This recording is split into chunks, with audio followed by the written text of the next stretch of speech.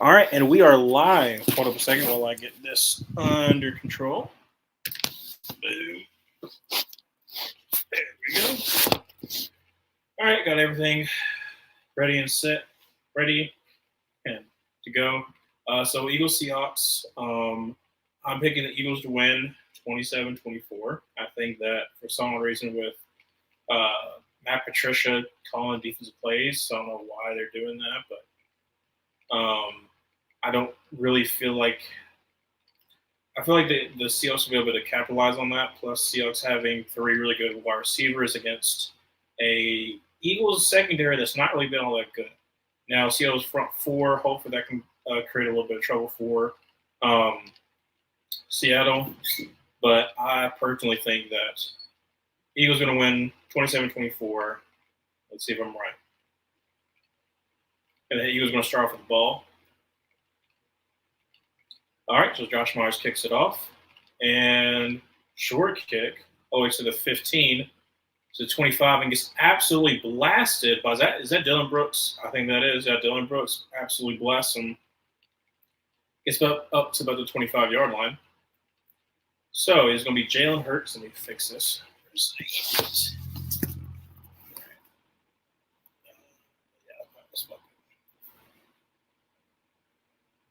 Sorry, just doing a little bit of a new setup.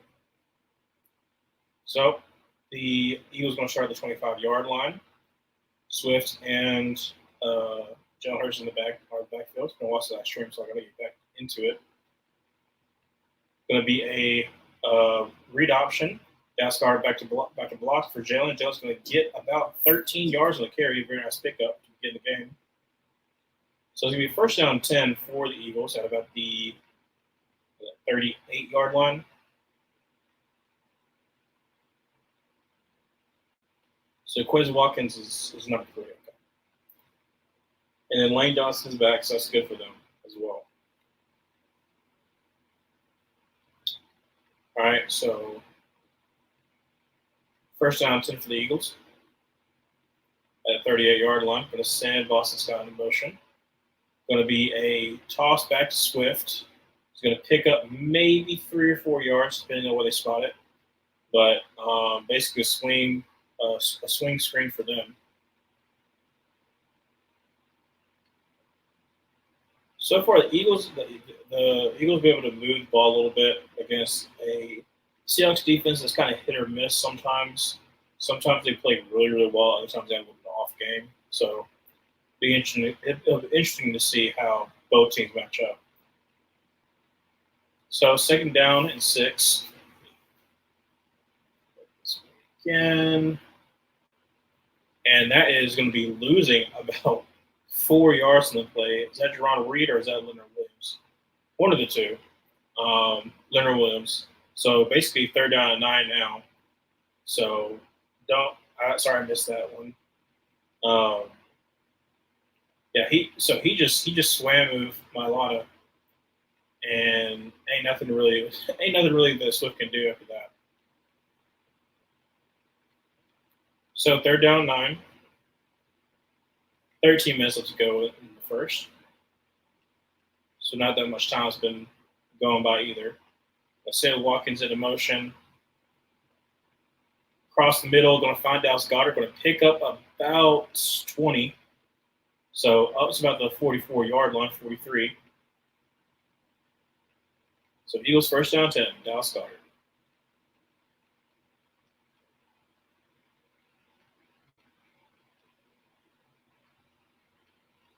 Lane Johnson kind of got away with a false start there.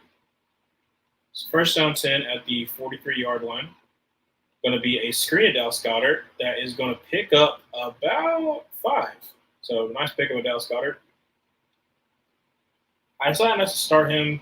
I still started Isaiah Likely and Sam Laporta, which both did really well. Looking back right now, I should just put Brock Purdy as one of QB1 and then just had all 3 tight ends pretty much, because I know they're going to have really good games.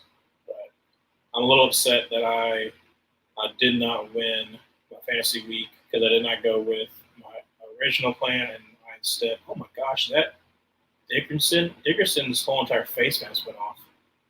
Wow. Okay. But yeah, no. Unfortunately, I lost this week, so I can't win the league. But I'm definitely not going to be last place. I got to basically try to get third or fourth, which sucks. But it is what it is. So it's going to be second down and 5. 12 minutes still in the first quarter. Probably going to be a run if I had to guess. And it's going to be it's going to be a bubble screen. Not a really good pass by Jalen Hurts. And sorry. Ooh, that's not good. That is not good. Devontae Smith is getting up kind of limpy. He had to kind of stretch out for that one. And then got hit by who's 23? I don't know. It wasn't a really good pass. He had to stretch out for it. And then he came up kind of limp too. So they're checking on him right now.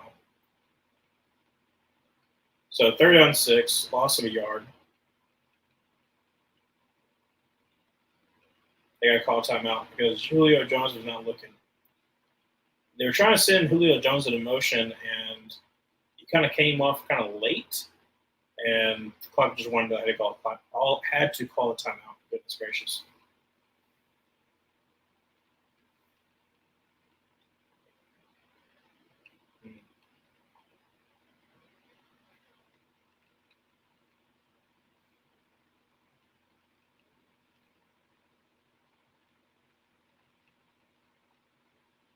So it's going to be 3rd down 6.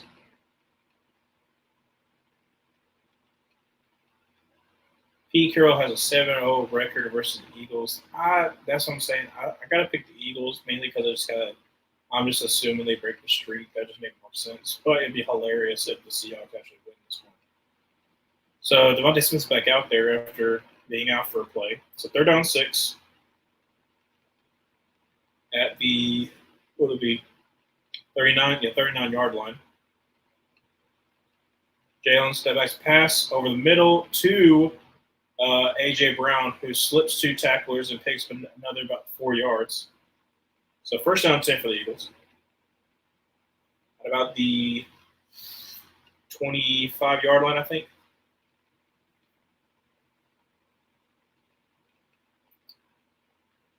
False forward for a little bit. About the 27. 28. So 1st down 10. Going to be a run play for Gainwell, who's going to pick up about 7. Nice pickup there on 1st down. 2nd down 3 for the Eagles. It's been a little bit of a long sustained drive. 2nd down 5, so 5 yards. Lucky game more than you actually did. That's 2nd down 4. I don't know why I said 5. Another handoff to Gainwell, who's going to pick up the 1st down and going to get up to about the 15-yard line. So the Eagles kind of moving with ease against the Seahawks defense. Try to find a place to kind of put this so it's not kind of weird. Let me get that down too.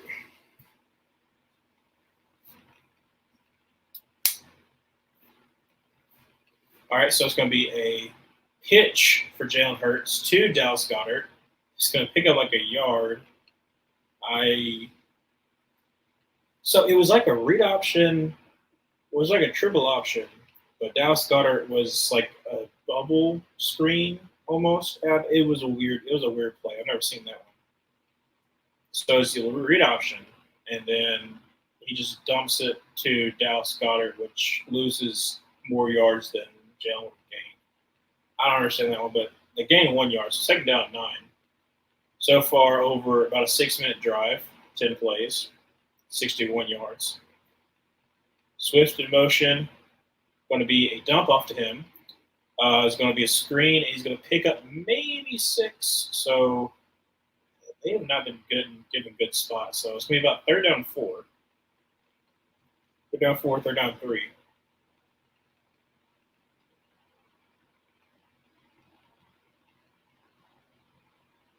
Let me see something. Just going to see something.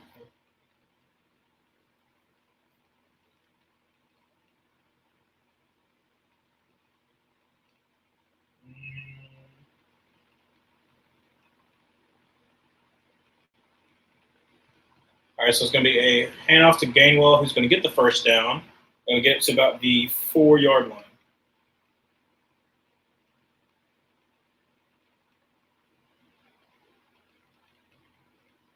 See, it is not. What the heck?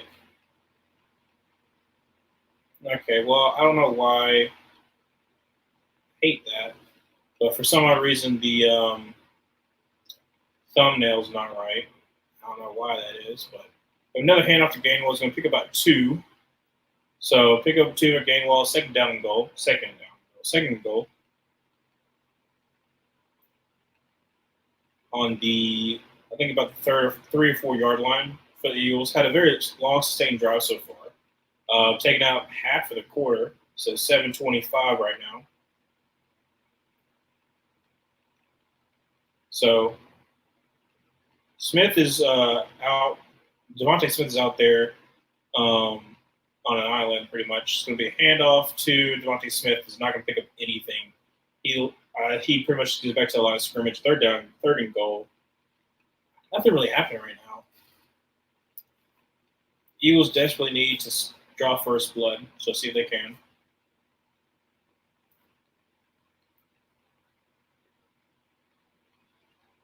Yeah, just nothing was really there. Julian Love played really well. So it's going to be empty for Jalen Hurts. So don't be surprised if we try to run it in. Third and goal from the 3. Jalen Hurts drops back to pass and then is going to run in for a touchdown. Touchdown for Jalen Hurts. So let's fix this.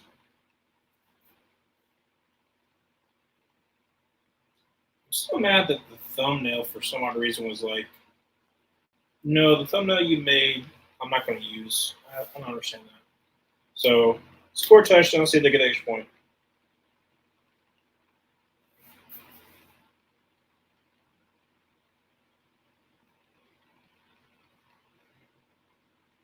Let's see, did he get in? Oh no, he's short. He is short, but he gave himself up. It's going to be considered. Ooh.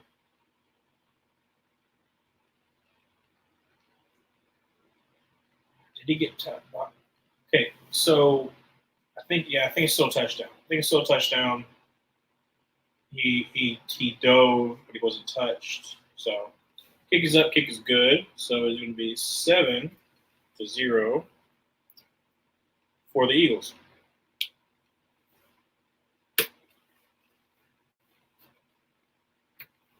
Yeah, by the time he gets touched, he's in the end zone. So it's not going to be. It's not that big of a deal. So swig of my water.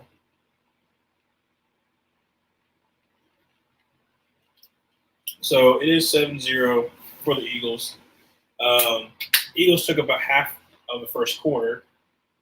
So that's good on them. They desperately need to get something good going. And then also, what's up, Alex? Yeah, so Eagles scored pretty easily. Drove down the field, had a couple third down conversions. Jalen looked good, rushed in for a touchdown from outside from the 3-yard line. And Seattle couldn't stop him, honestly. So looks like to be a long day. I'm still hoping my score prediction does really well because I did not do well with the picks. I did absolutely horrendous. There were some picks that I made right, and there were some that I was like, absolutely, I'm so bored, and this is going to make my night. I'm hoping so. Like I said, this is the last stream of the holidays. I decided to stream this game because I was like, I want to do one more stream before the holiday ends because I don't want to do when Christmas time comes around, when New Year's Eve is. I want to spend time with the family, so I was like, you know what, this is my last stream before the new year rolls around.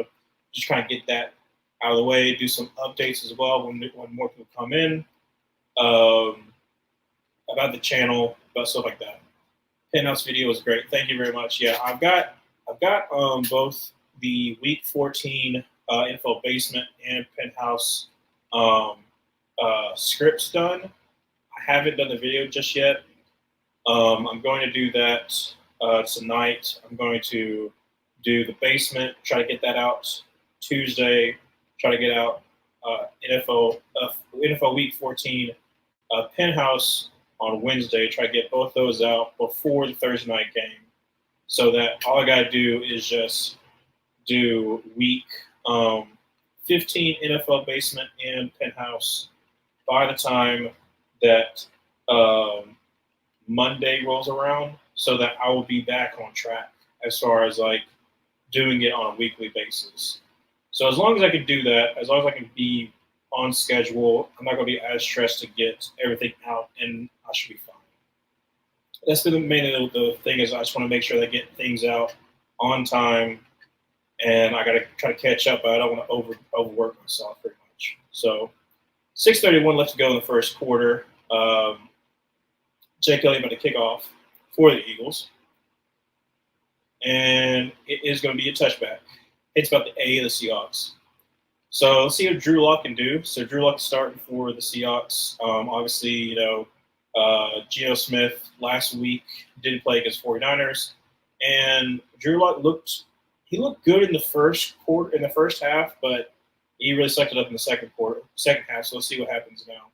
What's your opinion on the Cowboys game? Kind of predictable. I don't want to be rude. I know you're a Cowboys fan, but I'll talk about it a little bit after this play. First down to the 25-yard line. Two tight ends to the right. That's a false start. False start on the tight end, but it was kind of predictable because for some odd reason, the Cowboys cannot play well on grass. That's been like a recurring theme throughout the season. They play better in a dome, so I think it's somewhat based on like their play calling, and there's just like sometimes it doesn't really. Sometimes that kind of stuff doesn't really matter, but it's one of those things where it's like, it kind of does. And yeah, your defensive line got hurt as well. So first and 15 at the 25-yard line. Sorry, going to be a drop back for Drew Lock, who's going to already panicking, dropping it off. Goodness gracious, dropping it off to Walker, who's going to pick up about 2. So which allowed the run game to That's what I'm saying. So, like, when Hankins went out, I was like, it's going to be a long night for y'all because he's been really good for y'all this year in general. And Buffalo pretty much just dominated that whole entire game. There was nothing y'all can do, and then they completely limited your offense as well. Hand off to Walker, who's going to pick up he's going to get back to the 25-yard line, so it's going to be third down and about 9 or 10. But, the Dolphins – 4th and rushing, that's what I'm saying. But some of that is kind of skewed because of the fact they rushed for I think they rushed for 400 or something crazy against the Broncos. So it's a little skewed, but yes, the Dolphins have a really good run game, especially when Tyreek Hill's in there. So if Tyreek Hill is playing, it's gonna be very difficult because you're gonna have to try to respect him. So your safeties are gonna be able to help in the box. So it'll be interesting to see. So third down and 9, throws to DK, but it's going to be yards short. So DK's yards short, 4th and 1 from the 34-yard line. They're going to punt it away. Lions, so that's what I'm saying. Like, I am concerned for the Cowboys, but I'm not really concerned all that much because you're still going to be, if you don't win out and the Eagles, win out, then obviously you're going to be 5th. You're going to be the 5th seed. My biggest problem for the Cowboys is you do not want to face off against the Tampa Bay Buccaneers. I feel like if y'all face against the Tampa Bay Buccaneers, it's going to be a little bit more difficult than if you face off against the Saints, but it'll be interesting to see for sure. Focus on our rush defense. 5th seed is good right now. That's what I'm saying. Like, either one, whoever doesn't win the NFC East is going to be the 5th seed. I think that's pretty easy to tell because I don't think either one of y'all are going to absolutely fall off the face of the earth and lose the rest of your games. But I think that the Buccaneers are probably going to win the division, if I had to guess.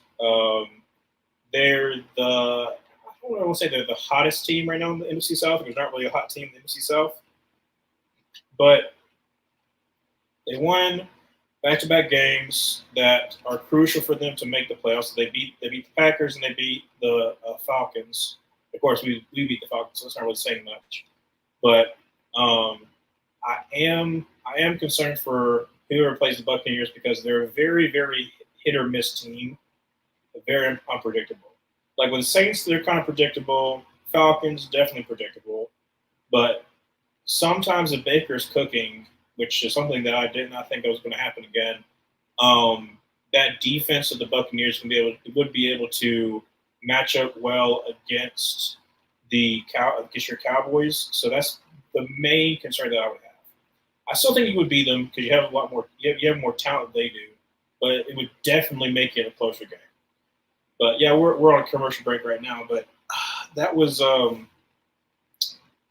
with the Cowboys. I think that's another good reality check for y'all because yes, you beat the Eagles. You exercise the demons from the last matchup they all had where y'all were so close.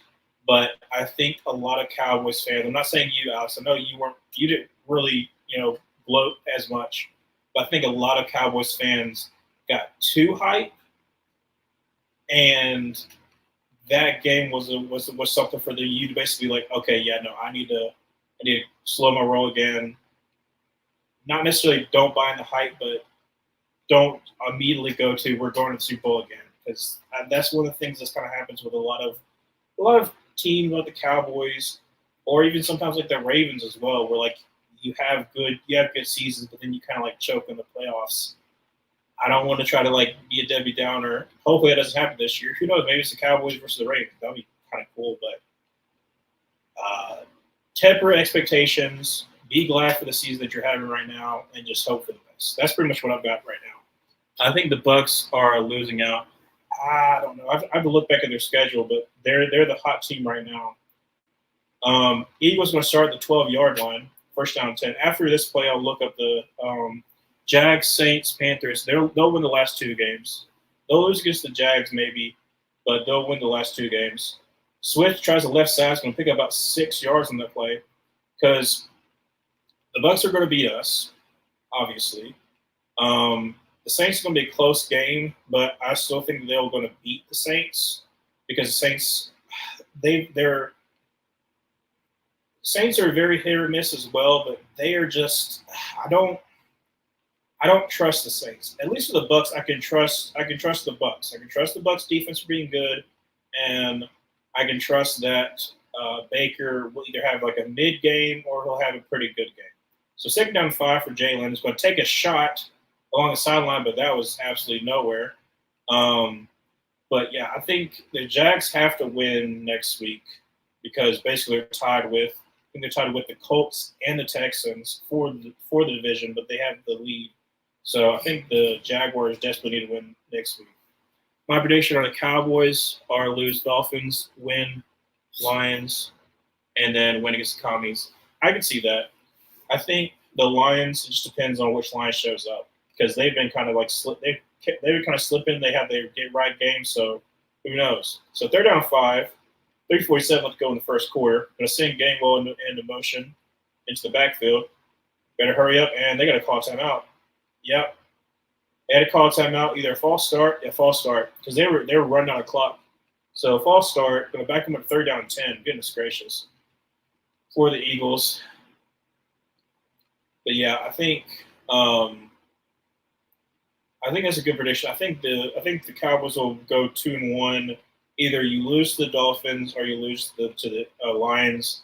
I'm pretty sure now you're going to be playing your starters in against the Commanders because I think that the Eagles might lose one more game, maybe. But even if they don't, you're going to be trying to like play for the division. So Eagles, that was a terrible pass. Jalen Hurts has been kind of he's had a couple of kind of bad passes. That was outside to Dallas Goedert, almost a hospital pass, but not quite. But kind of left him open to a hit. So gonna be a 3 and out for the Eagles. Not very good. But how I see the NFC playing out, I think that the 49ers are easily going to be not easily, but they're going to be the number 1 seed. They're the hottest team right now, so they'll be number 1. But I feel the Eagles will be number 2, Lions will be number 3, Buccaneers be number 4. Punt is going to go all this nice bounce, going to get all the way to about the 27-yard line. Well, 26-yard line, 26 and a half. And then I see the 5th seed being the Cowboys. I see the 6th seed.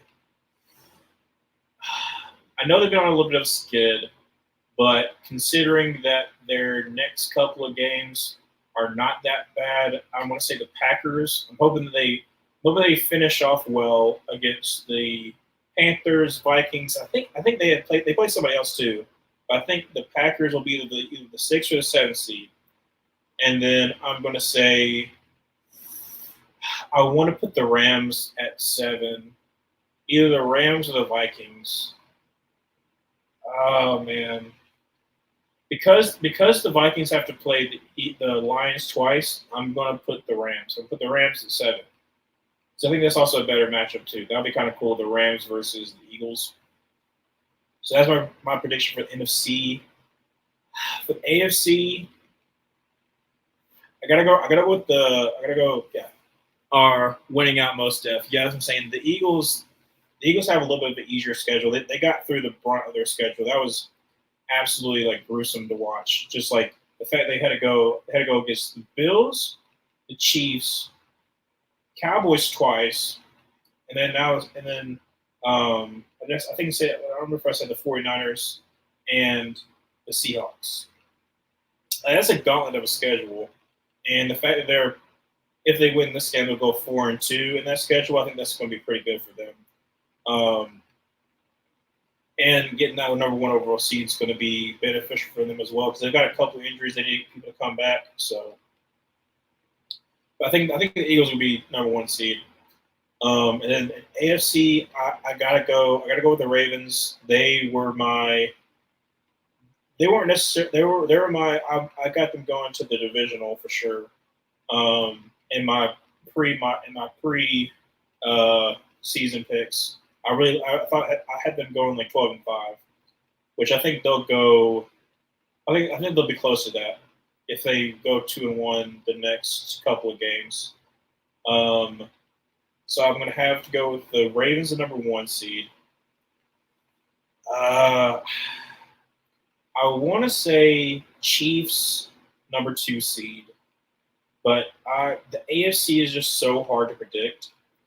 But I feel like the Chiefs are going to be number 2. I feel like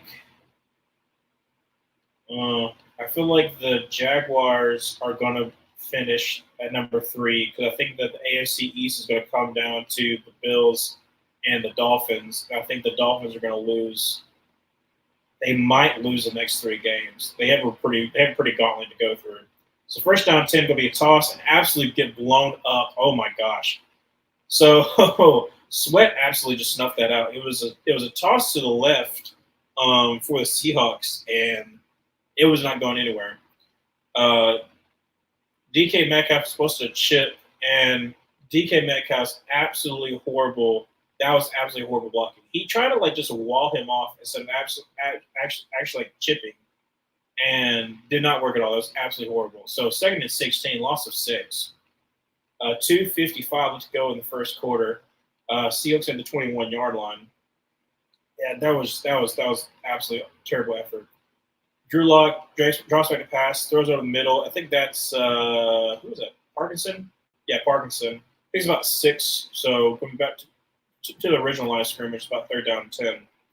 But yeah, I feel like the AFC is kind of hard to predict. I'll probably think more about it, and then I'll give my opinion probably at halftime.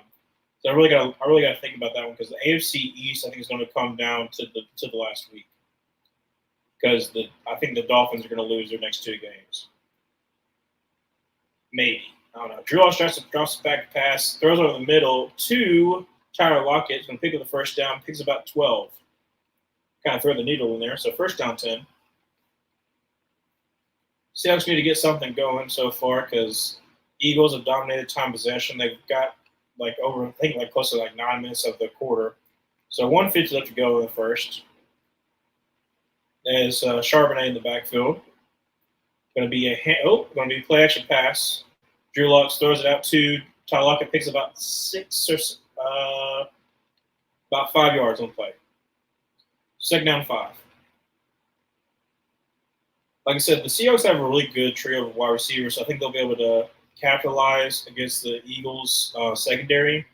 And I also do not trust Matt Patricia as a defensive coordinator. So he's had some good. He's had like some good situations in the past, but I don't really like him as a person either. So that's probably motivates. It kind of gets me thinking about sometimes. So Walker tries a right side, cuts back to the left, and is going to get close to the first down. I don't think he actually made it. Yeah, he's short. So it's going to be third down in like inches. Walker almost picked up the first down. Nice cutback for him. But there's a couple of really good playoff races, especially for the last 2 wild card spots in the NFC, and then also just the wild card and everything besides the first seed. I'm kind of confused on with the AFC. I really got to think about it because with the Ravens, I think they're going to be the it's going to be a false start. I think it was another false start. Yeah, false start number 87 tight ends. No fan. Oh man. So instead of third and inch, it's going to be about third and like 5, third and 6. Just they're home too. They've had some very bad like false starts to see. How? That's not a false start. Hold a second. All he did was he turned back. He had his hand on the ground, so I guess not a false start. If you pick up your hand once you put it down, then yeah, as long as you're not like motioning out. So that's kind of weird how that was a false start. Drew Lock, oh my gosh, that was a duck. That came out of his hand wrong because that was absolutely like atrocious to watch. That was bad. So 4th and 6, gonna have to punt it away. Seahawks had something going, but unfortunately not really able to capitalize. But that was an absolute duck. Did it get tipped? It had to have gotten tipped. No, it just absolutely was a duck. That was bad. Okay, so it's gonna be punt for is that Dickinson? Yeah, Dixon, not Dickinson. Dixon. It's like a straight line punt. Gonna bounce. Okay, why? What the heck are you doing? Okay, so it's at the 10-yard line. Okay, so I don't know if it's a linebacker, maybe. Wait, so you can interfere with the ball? Hold on a second. I thought as soon as you touched it, that's where it stopped. Is it not? Is anyone not college rules with as far as like how the ball is placed once you punt it?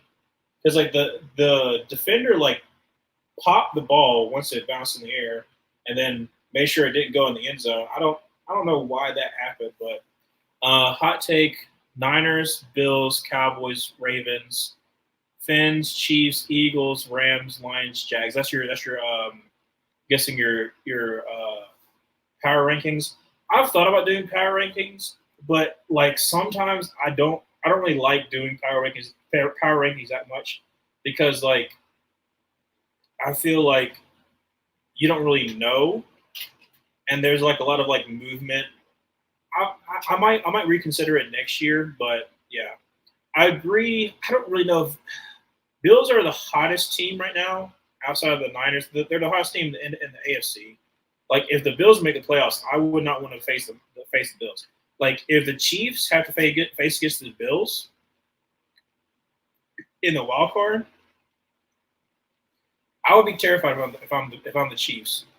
But Cowboys being above the Ravens, I don't think so. I think the Ravens are better. I think Ravens once they get people back, like once they get Mark Andrews back, because I don't think he's done for the season. He might be, but even if he isn't, like Isaiah Likely, I predicted Isaiah Likely was going to have a good season, and he's had a really good season coming in place of Mark Andrews. So I'll probably switch the Ravens and Cowboys. Fins above the Chiefs. Fins haven't really been able to beat a above 500 team just yet. So if they win next week, if the Fins beat the Cowboys next week, then yes. But until they beat a legit opponent, I'm probably going to go with the Chiefs over them. Eagles over the Fins as well. Rams at 8 above the Lions. The Rams are playing really well, but I don't know. I'll probably move the Fins back to 7, bump the other two forward, move the Rams. They're the Jags. I'll put the Rams at 10, and then bump the other two forward, Lions and Jags. But it's not a bad power ranking. I like the power ranking, but I feel like the Dolphins have a limit, and I actually kind of predicted this, that I was not a big fan of their defense, and against really good teams, their defense has not shown up. Outside of the Chiefs, they did show up against the Chiefs in Germany, but outside of that, it hasn't really been pretty.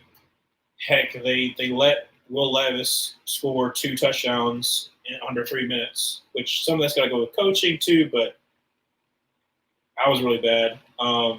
They have potential. I think without having Jalen Phillips also hurts them. When Jalen Phillips tore his ACL, that was an ACL or was it his Achilles? I can't remember which one he tore. But MetLife taking people's seasons away has been just like a narrative this whole entire year. Niners versus Ravens Super Bowl. I wouldn't be mad about that.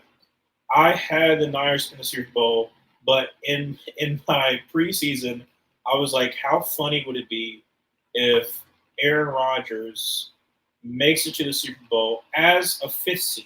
That's what I said, as a 5th seed, just make it in, and basically do like the whole Tom Brady thing, go on the road, and then his final opponent is the Niners in the Super Bowl that he was never able to beat in the playoffs. How hilarious would it be for him to beat the Niners? That's like the story that I went for. That's kind of fun. But I did have the Niners go to the Super Bowl, so at least I'm not gonna say I'm right about that because this hasn't happened yet. But they've shown the most potential of the NFC teams to make the playoffs. So are they gonna re-kick? What the heck? Okay, so they're re-kicking. Don't know why, but they are. Odd.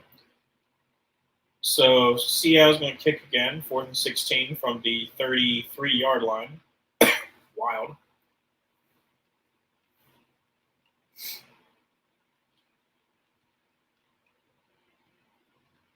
And let's see if it's a better punt this time. So the last time was a line drive. Going to be returned from the 12-yard line. Going to cut in the middle, and it's going to get us about the 29-yard line. Depends on where they spot him. Winless in Seattle. Yeah. But I think like a lot of those times with the Eagles, like it just depends on the year. Like some of the times they're showing like Josh McCown and Vince Young as the QBs. So obviously they're not going to win that. And then sometimes it was like the Carson pre-injury Carson. So it was very hit or miss after that. So it's going to be Eagles going to start off the ball about the 30-yard line. First down 10. 29-yard line. Jalen Hurts in the backfield with Swift. Going to be almost picked. I think that was Witherspoon. No, it's 23. Just knocks the ball up in the air. Very nice job on that one. It's supposed to be a screen, but goes nowhere. He got bad up in the air. That's Burns. Wait, is that Artie Burns? He's on the Seahawks? I'm surprised he's still in the league. He was I think it was 2016 NFL draft out of Miami, cornerback out of Miami. He went to the Steelers and absolutely sucked. It was like one of the biggest like draft busts for the Steelers, which doesn't happen often. Jalen Hurts over across the middle, gonna be close to first down, but short by a yard. Hold on a second. Are they giving him that? He didn't make the first down. He was short. But A.J. Brown kind of getting up limp a little bit. So if they I think they're probably going to give him like a 3rd and inches, but that should not be a first down. He did not make that. 3rd and 1, yeah. A.J. Brown's, he's not limping. He's kind of wincing in pain a little bit. So he's going to take a little breather. So 3rd and 1, it's going to be a tush push. So see if this works. Ooh, it works. Wow. Yeah, no, they've perfected it, and other teams have tried to get it, have tried to replicate it. Some teams have been successful, but it's all based on just technique. I don't think they're going to ban the play because, like, if other teams could be as good as the Eagles were, then yes, I can understand that. But because it's just one team, you can't punish just one team for one play. That'd be like 2008 Dolphins because they ran the Wildcat. You can't run the Wildcat anymore. So, no. Swift runs for about 3 or 4 yards. So, second down and about 7. But yeah, it's all based on technique. I kind of watched a video of them talking about how it's basically a rugby scrum and parallel. You're basically parallel to the field, and as long as you're parallel to the field, other teams don't really practice against it. And as long as you're like a wall, there's nothing they can really do. Especially with Jalen Hurts being able to squat so much, pretty strong quarterback. So Eagles second down 6 going to be a play action, not play action, sorry, a read option. Jalen Hurts is going to pick up the first. Yeah, he's going to pick up the first down. They gave it to him. He got kind of close to that first down marker. So read option there. Jalen Hurts keeps it. Scrambles about 6 yards to the left side and be able to pick up first down. About 12:40 left to go in the second quarter. The Eagles so far have kind of dominated this game. Seahawks on their second drive were able to make a little bit of noise, but they basically got to the 40-yard line and then couldn't do anything after that. So it's going to be a handoff to Swift, who's going to wait a little bit, going to pick up about 5. It's a nice pickup there. So second down for the Eagles, second down 6, so pick up 4, sorry.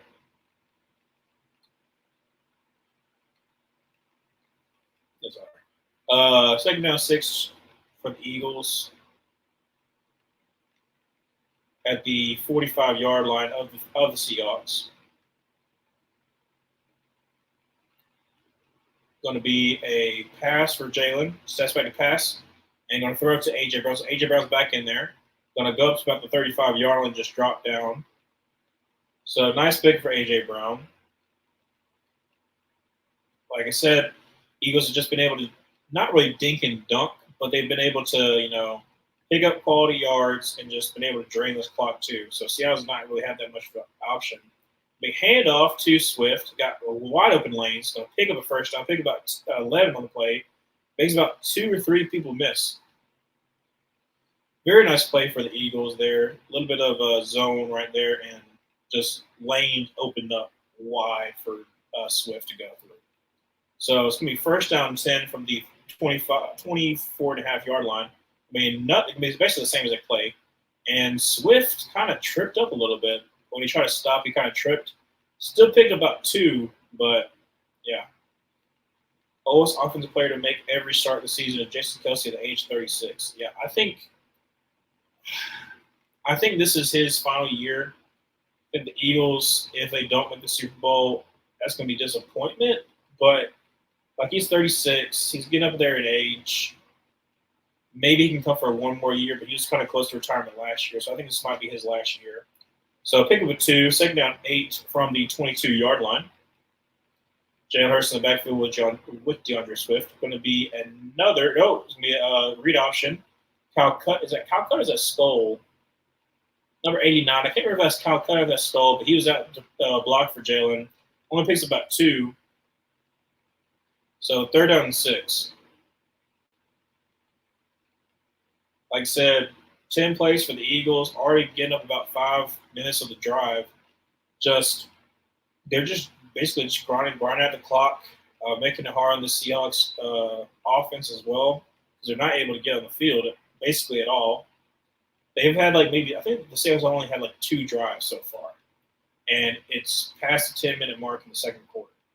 So Jalen Hurts, draw, and he's not going to pick up the first down. Maybe he picks up another 2. So Seattle gets a stop. Good for them. Probably be a field goal coming, so let's see. And are they staying out? Looks like they might be staying out. It's 4th and 3, so they pick up a 3. But yeah, they've got a backup guard at right guard right now because I can't remember what happened to Cam Jurgens, but 4th and 3. Okay, so it's 4th, so they are going for it. The 9-minute mark, 4th and 3 at about the 17-yard line. Jalen Hurts, empty backfield, going to send Gainwell into motion over to him. That's a false start, but they're not going to call it. And that's going to pick up first down. Julio Jones, pick up about 5 on the play. Yeah, Mailata kind of had a false start there, but they didn't call it. Let's see here. Was I right? Did my eyes deceive me? Yep, Mailata got away with the false start. But it kind of happens. So first down, 10 for the Eagles. So great pickup on 4th down. Julio Jones, yeah, he's had a really great career. Nothing going for Gainwell, though. Handed off to him, and he basically gets the line of scrimmage. That's all. So tough break for the Seahawks, though. And the clock keeps running down. I think that I'm going to guesstimate that the Seahawks only had the ball for maybe 5 minutes. So at the 8-minute mark, 5 minutes, 13. So the Eagles have had the ball for almost 17 minutes. I'm guessing, but I'm pretty sure they have close to 17, 18 minutes of the game so far. Going to be hand off to Swift. Just like I think that it's not quite like a trap, but Jason Kelce pulling center is kind of hard to do, but lanes are opening up for DeAndre Swift. But there's basically nobody there for him. Is it like a power? It's almost like a power, but with your center pulling, because Jason Kelce is so fast. And then there is a flag, false start. A false start. There's a tush push. Basically, there was a false start. I didn't see it, though, because they didn't really cut back to it in a timely manner. But a false start on Jason Kelce. Okay, so let's see what actually happened here, because for some odd reason they didn't show it. Okay, so Jason Kelce right there.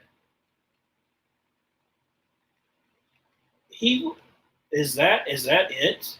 All he did was like there. Okay, so they don't call on Mailata, but they call it on him. I don't understand that, but it's gonna be 3rd down 6 at the 8-yard line. I don't know. They've been kind of ticky-tacky so far on the false starts. It'll be hand off to DeAndre Swift. He's going to make one person miss. Going to make Bobby Wagner miss, but gets wrapped up. 4th down. Probably going to take a field goal here if I had to guess. Yes. So let's see if they make a field goal. Like I said, it was a weird false start because it wasn't egregious enough that I would be like, oh yeah, it's a false start. It's more so just like, like that. It's not really like a single move. Bob Wagner is so old. Yeah, he is. He was 2012 draft class, so and that field goal is good, by the way. So I want to say he's probably 33 because Cam, if I'm not mistaken, is 34. See, that is not a false start. I don't know what they're talking about. I don't understand how that was a false start. They re-showed it, but I have no idea how that's a false start. But anyway, I mean, the Eagles are up 10-0. But yeah, Bobby Wagner, same as the draft class as Luke. So I would say he's probably 33 because if he was 21 in 2012, add 10 years and add another, probably in that 32, 33 range. So yeah, no, he's up there in age. If I'm Bobby Wagner, do I do another year? I probably would. Because he's also been good. That's the thing. Like, if you're old, it's fine as long as you're playing well. Like, Ray Lewis's last year when he was, I think he was 36. Because Ray was 1997 to 2012. So that's a 15-year career or 16-year career. So I would say probably Bobby should do one more year. And if he's still playing well, he can play another year. But I feel like he probably has one more good year in him. And definitely he should have. He's going to have a Hall of Fame career. He's having a Hall of Fame career. But I think that'll be good for him to, spend one more season with Seattle, be like his farewell tour, because he didn't really talk about retiring. I don't think just yet. So he is 7 in tackles. That's what I'm saying. Like Bobby, Bobby, because of the fact he's also producing past 30 years old, which is kind of hard for a linebacker because a lot of the injuries kind of pile up. Um, I think he should. I think he should stay. I think he should stay one more year, train up the Seattle because Seattle has a very young defense. I think that'll be beneficial for them to have one more year of good leadership before a lot of those rookies or second-year players kind of like go through their system. Now, Pete Carroll, I don't know how much longer he has. Him and Bill Belichick, I don't know how long they have. Both of them are around the same age as Nick Saban, so they're about like 72, 73, 74, and they're up there in age. But then again, they're probably the kind of people who will coach until they die, pretty much. But anyways, we're going to kickoff for Jake Elliott. 6:20 left to go in the second quarter. Eagles up 10-0. And it's going to be a touchback. Again, hits about the A of the Seahawks. Well, second A of the Seahawks. Yeah, I don't. Okay, so what is this? Okay, so he like resettles himself, but I don't understand how that's a false start. That's not a false start. That's bad. That's bad. Jason Kelsey looks very visibly frustrated as well. So it's gonna be first down 10. Now I'm not hearing commentary, so they might be saying something I don't know. But to me, that's not a false start. It's a 3 tight end set. Gonna have play action pass. He's got all day through Drew Lock. Dorian, that's a flag. Yep. Tries to go to DK Metcalf and Josh Jobe is all over him. Kind of hooks him as well. So that's easy pass interference. Very dumb. Josh Jobe, young corner, has potential. I liked him. I didn't really like him coming out of Bama, but I thought he had potential. He's a long corner, a little more physical, so he's got to watch himself a little bit. Right there, he's a little bit too aggressive, but has the speed to kind of like stay with anybody. But that's just a boneheaded play.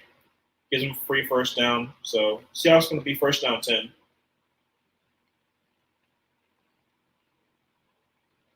First down 10 at the 45-yard line. Going to be a screen to Smith Mark. Oh, not Smith Mark. Smith and Jigba. Is only pick up about 2 or 3 yards. Not really there much. I think with Seattle, they desperately need to score here, of course. I mean, you're down by 2 scores already. But because of the fact that your defense has been on the field, you need a long, sustained drive. It'll be a draw to Walker, who's going to pick up almost the first down. It's going to be about 3rd down 2. So nice pick up about 7 on the play. Not 7, about 6 on the play. But yeah, no, Seattle needs a long, sustained drive. If they can end the second period with the second quarter with a touchdown, and run the clock out, that'd be good for their defense. Their defense needs a rest. They've been on the field for way too long. So 3rd down 2. Going to send in motion Tyler Lockett. And going to be a handoff. I don't know if that was Drew Lock's like his steps, but he kind of like handed offward to Walker. I think he might be short, depending on where. I think they give him a good spot. That's gonna be a good spot for a first down. It's kind of close, but that was an awkward kind of handoff there. I don't know if that was Drew Lock's like feet being like he was out of rhythm, but it didn't look cleanly. So it's gonna be first down 10 at the 45-yard line of the Eagles. So far it's been a pretty good drive for the Seahawks. They had that penalty that kind of got them over to the 45-yard line, but send in Smith. I can't want to say Smith Marquette because of Panthers, but goes over the middle. Gets I think it's Will Dissly for about a 5-yard gain. So 2nd down 5. A little bit of John going on with Will Dissly. So second down and 5, 4:10 left to go in the second quarter at the 40-yard line.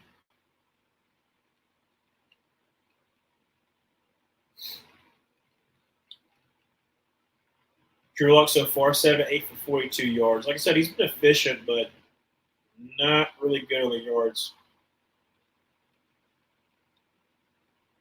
All right, it's going to be a handoff. Going to try the right side. Going to get a hole. Get up about the 27-yard line. It's a great pickup by Walker. Get a little swig of my water. So first down 10, 27-yard line. Seattle having a little bit of a long sustained drive, which they desperately need.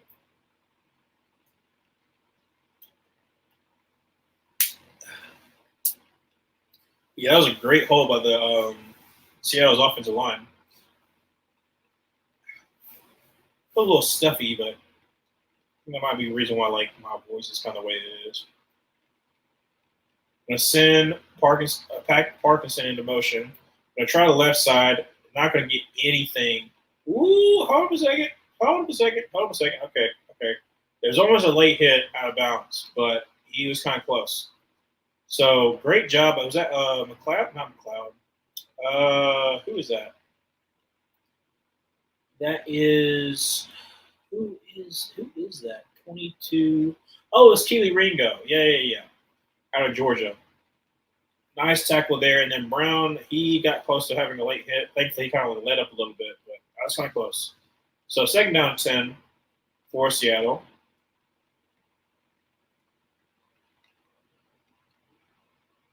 Got Charbonnet in there with him. You're going to dump it off Charbonnet, but Charbonnet can't handle it, so it'll be third down 10, 2-17. Can't give up this opportunity for Seattle. They desperately need a touchdown, but if you get some kind of points, that'll be beneficial. Cut down the lead to a touchdown. Let's see here. Yeah, it's a little bit out there, but like he knows it. If he gets it, like maybe even just like a couple of inches closer to Charbonnet, that's a catch. It's a little bit out there, but they're down 10 at the 27-yard line. Drops back to pass. Got time to throw over the middle. That's caught by Smith and Jigba. They pick up of about 12. So if I'm them, just let it go 2 minutes. Just let it go 2 minutes. Let the clock run down. You got plenty of time. I think everyone's got Eagles only have 2 timeouts. But like Drew Luck has had some good throws, but it's not been like explosive. It's not been explosive enough. But that was a great throw in a very tiny window to Smith and Jigba. Big of a 12. So it's 2-minute warning. Like I said, 10-0. Seattle desperately needed this drive, not only to give their defense a rest, but going to be a great scoring opportunity for them as well. So, I'm gonna go back to the AFC. I said I was gonna do it at halftime, but since it's 2-minute warning, I can say now what I've been thinking about. I'm gonna have Ravens number 1. I'm gonna have Chiefs number 2. I'm gonna have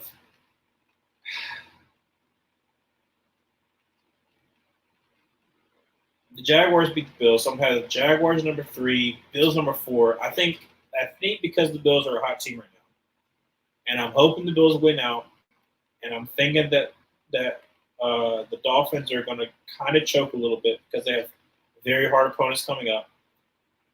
Because the fact that the Bills will have swept the Dolphins, I have them winning the division at number 4. At number 5, I have the Dolphins. At number 6, I was having a toss up, but I'm going to go with the Bengals. They're a hot team right now. And then my 7th seed, I'm really struggling between the Broncos, the Texans, and the Colts. But I think I'm going to go with the Colts. If they beat the Texans when they play them, So I'm pretty sure they do.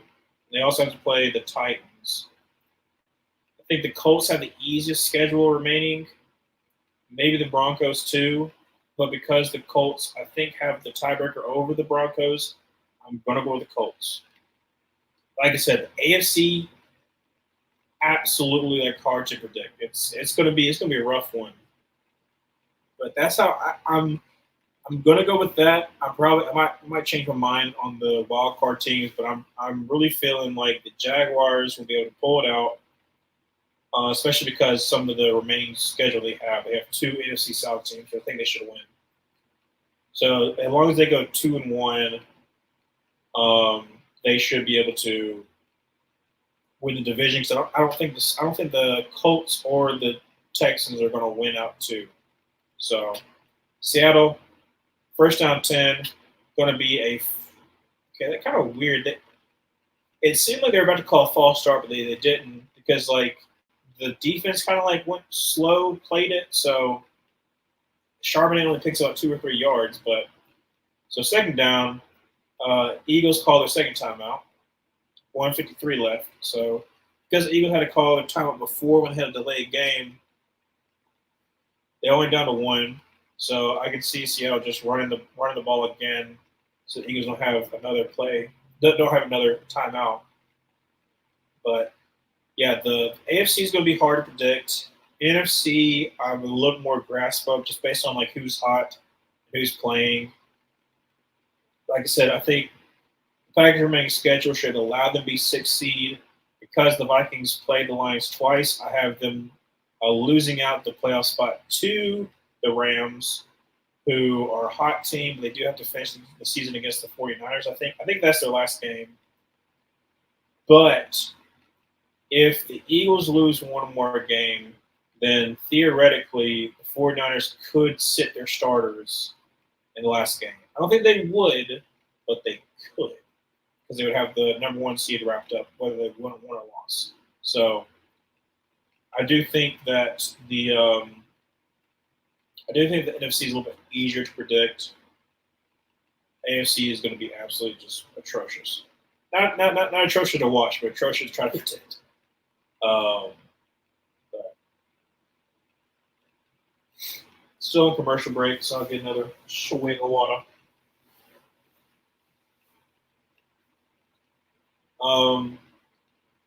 With this game, I feel a little bit better about my prediction of 27-24 if Seattle is able to score a touchdown here. Because usually the first quarter of games are not necessarily where you score the most points. Usually it's like you're a second half team, or you hope to be a second half team. You're able to finish strong. So I'm pretty confident in my pick. They just keep on doing this nano hearing aids commercial. I don't really care. Thankfully, back to the game.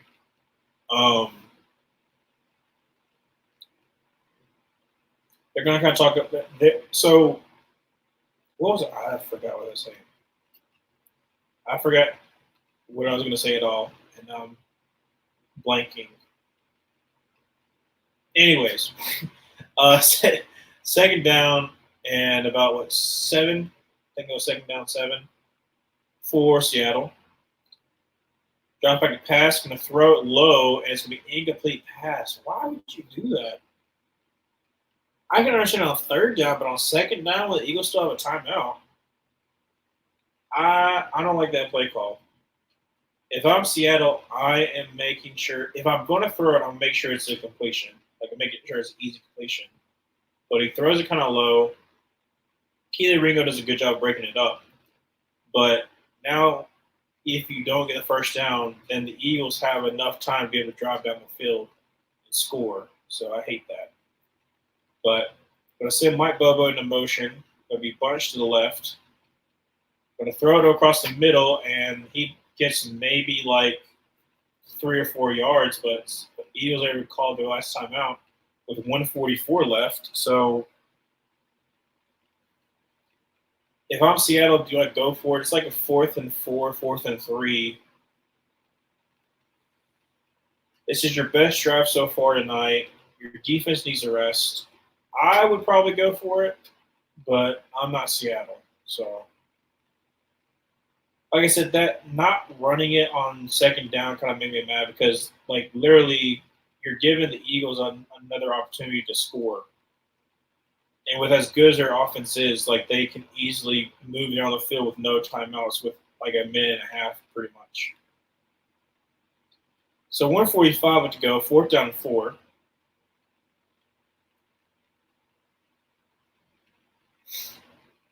Reed Blankenship has been playing pretty well.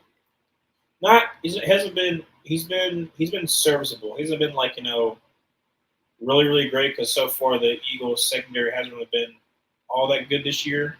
But they're just showing the analytics for Seattle. Like, oh, we should go for it. So 4th and 4 from the 8. I'm going to send DK Metcalf in motion over to the left side. So obviously it's man. Ooh, they almost got somebody. Yeah. Like I said, they're just going to get delay game, kick the field goal. They almost got something to jump off sides, though.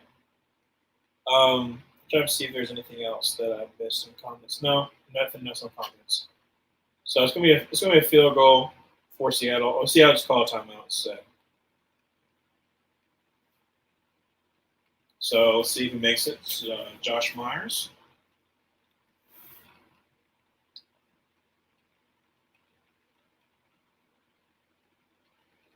And it's a little bit of angle, but it still is only 26 yarder.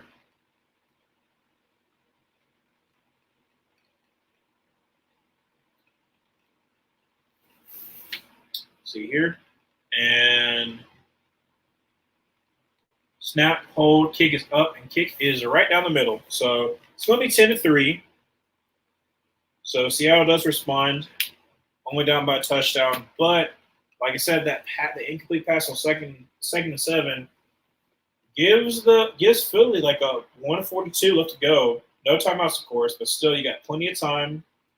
Make some kind of score because Seattle gets the ball to start the second half.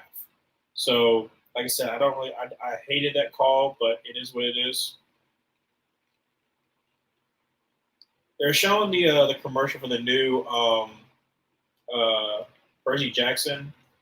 I might watch that because after the holidays, I'm getting rid of Disney Plus. Disney Plus is getting way too expensive because I don't really use it that much. Like I get it mainly because like my sister likes to watch stuff like that, so I get it for her. But I'm not paying for that. I'm not paying $13 for something I maybe use like once every 2 or 3 months. Just not financially good to use. Yeah, Disney Plus is not really worth it. No. Like, and there's also been like a lot of talk about how like it's kind of not necessarily ruined Disney, but it has made it so that a lot of their movies, a lot of people are just going to be like, well, I'll just wait till it comes out on Disney Plus. Like, I watched Guardians of the Galaxy 3 because I really wanted to watch it because I love that. I love like those characters. I love all that kind of stuff. But I didn't want to watch any of the other stuff because that's not what really interested me. And it was a big factor because of the fact that after I got COVID, 4th of July week of 2020, was it 2022? Yeah, 2022. When Thor: Love and Thunder came out, I was really excited for that movie, and I didn't look at any like reviews. I didn't look at anything like that. I was like, I'm really pumped to try to watch this movie. And so the first thing that I did after COVID, after I was cleared of COVID, I went to watch that movie by myself, and I was super disappointed. And I was like, I will never watch another movie that I am not 100% certain that I'm going to like, because I'm not going to waste $30 on a movie that was absolutely atrocious to watch. So like that's usually why like the only movies I've really seen was like movies that like my friends were gonna go see. So even if I didn't like the movie, that I still with my friends, or like movies that I knew for a fact that I was gonna like. So yeah, I haven't watched that many movies. I think the last almost year and a half since then, I maybe watched 4 movies. Because I'm not risking it again. That's too much money to waste. Kickoff for Josh Myers going to go all the way to the end zone to the first S of the Seahawks, and it's going to be a touchback. So, like I said, Eagles 142. You got pretty much 2 minute pretty much got like a 2 minute drive for you, and you've been able to move down the field. So let's see if we can get some points out of it. But yeah, no. I watched Bullet Train, the Super Mario movie, the new Team and Team movie, which was good, and Oppenheimer. I think that's the only movies that I've watched in theaters since Thor: Love and Thunder because I hated it so much. Well, and Guardians of the Galaxy, so that's 5. So 5 and was that about 15, 16 month span? No, not 16. 18 month span. Sorry. So Eagles first down 10 at 25-yard line.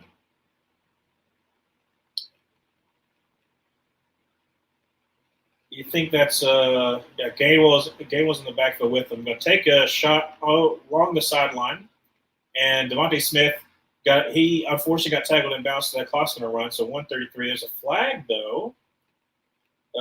It might be in the backfield. Hold on a second. Is that one of the sideline refs? Looks like a ref in college, but there was a penalty in the backfield for not in the backfield, but in the secondary. They declined it. So catch for Devontae Smith gets into the 40-yard line, but the clock's going to run as soon as the whistle blows because he was inbounds. Well, it's not running, so I don't know why they didn't run it. But Jalen Hurts got to escape. He's going to have to throw it away. He's outside the tackle box, but no one was really there, and he got it past the line of scrimmage. So that was a little close. That was a little close there, Jalen. So second down 10, 127 left to go. They're at the 40-yard line, so as long as they get, I think Jake Elliott's long. He had that 61-yarder or something like that in the Bills game. So I think if you can get to the 40-yard line, opposite 40-yard line, you're in a good position. So second down 10. Jalen Hurts is accompanied with Gainwell, who's going to motion out. And it's going to be tipped in the air and incomplete pass. So tipped at the line. I don't know who that was. Like Boye Mafe? I think it was by Boye Mafe. Love him. Loved him coming out as well. Yeah. Going against Lane Johnson, and nice pressure. Gets Smith up in the air, but just blocks it. So Jalen Hurts going to be third down 10, 123 left to go. So if Seattle gets a stop here with 2 timeouts, they're cooking. They're not cooking. What's the saying? Cooking with gravy? I don't know. I've heard it before. They're in a good position. I like blank there for a second. So third down 10. Jalen Hurts drops back to pass, and it's going to be incomplete. Tries for A.J. Brown, who's lined up against, I think that's Artie Burns. No, 22 is that Kobe Bryant? I think it is. Not sure.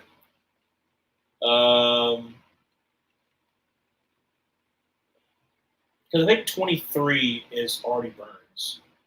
So I'm going to say it is.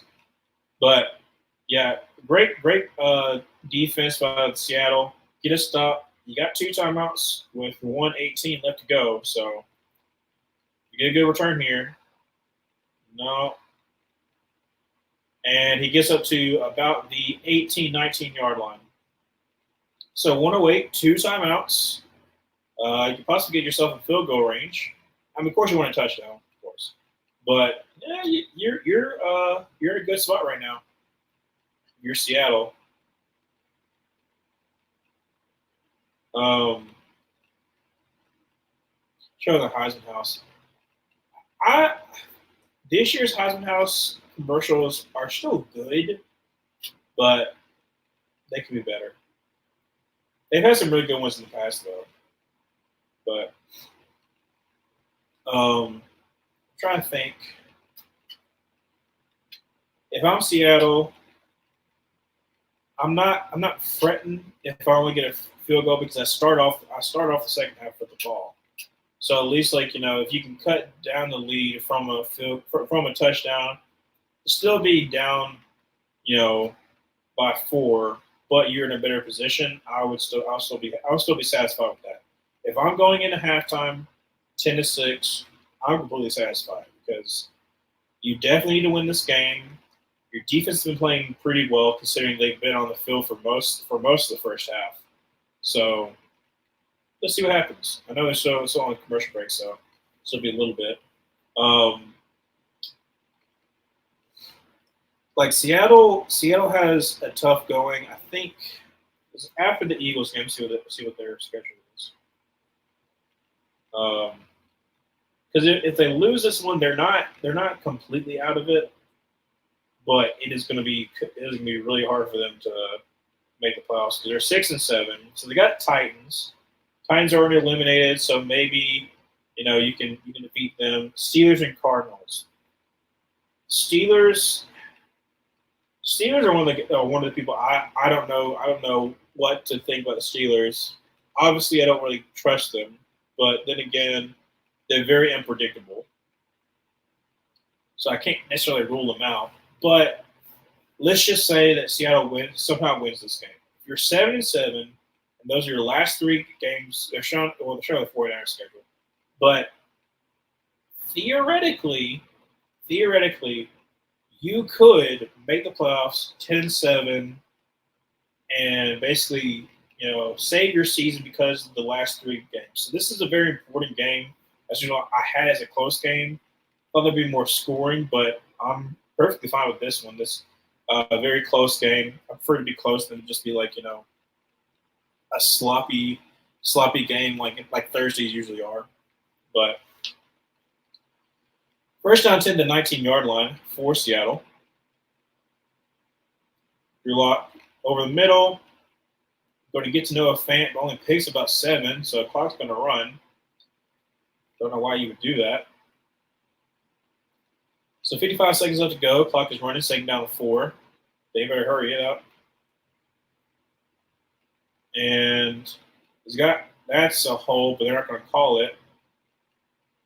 Okay, so Charles Cross, it was either Charles Cross or was Damian Lewis, the left guard, literally was holding on to the deep defender, and they're trying to see if it's going to be intentional grounding because he was still in the tackle box. So it was a miscommunication. Is my Seattle 3.5 alive? Yeah. So right now it's 10-3. Sorry, it's 10-3. They're playing them close, so I think you still be good, but right now I think it's gonna be intentional grounding. That sets it back. That sucks. So it's gonna be intentional grounding for Seattle. It's gonna be third down and 20. 45 seconds left, and you got 2 timeouts. So not really looking good for the Seahawks. What could have been a promising drive has kind of ended in. It's not totally done just yet, but it's not been pretty. Not been pretty at all.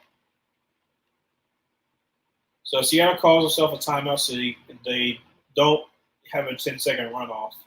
So they're only down to 1 timeout, 45 seconds left, third and 14. So actually, no, not a. It's a loss of 10. That's right. They were second down 4. I don't know why I said third and 20, but it's third and 14 still.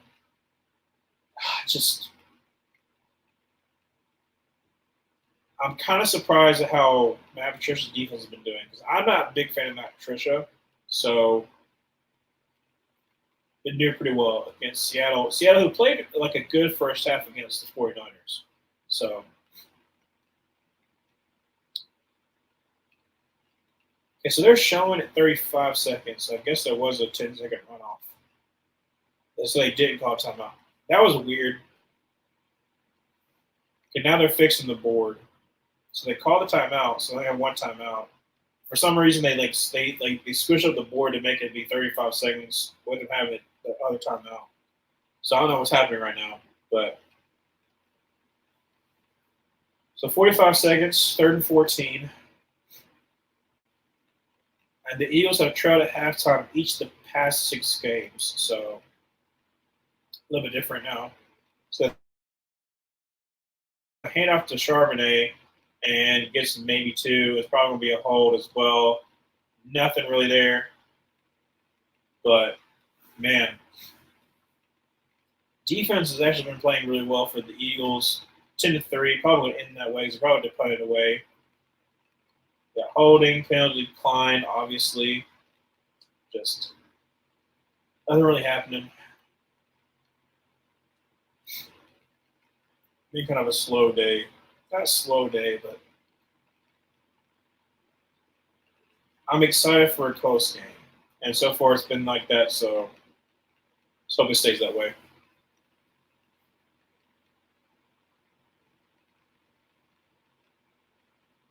All right, so Dixon is on for the punt.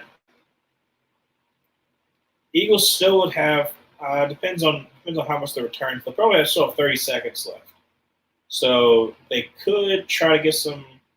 If they have a good return, they could probably try to get some plays, try to get in field goal range. But punt is away. Is caught at the about 25-yard line. I'm going to get up to about the 32-yard line. Nothing really there. 27 seconds. Probably going to knee it out. Nothing really there. So I'll probably just put that down. Whoa, we wait. Last repeat champion is the Eagles of 2004. So longest streak by end of division in NFL history. That's the reason why I said when I said in I think it was NFL Basement week 13, where I was like, we don't do that game anymore. So that's kind of like something that was kind of funny, was just like the fact that like they haven't had a repeat champion since like 2004, which could still happen if the Cowboys are able to pull it out. But Cowboys have a tougher test than the Eagles, so you would the Cowboys would have to win out, and the Eagles would have to lose one. So Jalen Hurts throws and misses. Is that Dallas Goedert? Yes, it is. So, 2nd down 10, 22 seconds. Maybe they try it again. Maybe they try to get like a little bit, but maybe hope for like a Hail Mary. But nothing really happening right now for either team, really. Like, Eagles were able to drive on 2 different – they were able to, bust up and drive on 2 different occasions. But so far, defense has been playing pretty well. Joe Hurts only has 79 yards passing. 29 yards rushing, yes, but they've been doing pretty well. Joe Hurts drops back to pass. He's going to step up, almost get sacked. He's going to basically run out of bounds. He's going to pick about 5 or 6 yards, so 15 seconds, 3rd down. And then the Calcutta is limping to the locker room. He's got a trainer with him. So that's their tight end about 3. So 3rd down and 4. 15 seconds.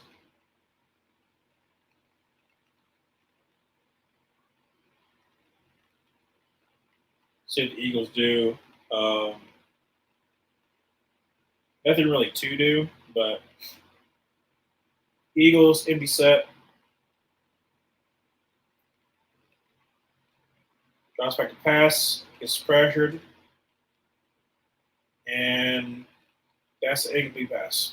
So it's going to be 4th and 4, 8 seconds left to go, and it's trying to punt it away. Like I said, nothing really happened there, unfortunately. Try to get it to Gainwell, but great coverage as well. That 30, who's 30? Jackson, okay. But, yeah. Anticlimactic for both teams, honestly, to end the first half. So it's gonna be 10-3 in the first half, because after this punt, they're not really doing anything for Seattle to do. It's a great punt, by the way, and that's going to end the first half. All right, so like I already said, defense has been been playing pretty well. Seattle gets to start the first half, start the second half, sorry. So they'll get a chance to try to tie up the game, hopefully.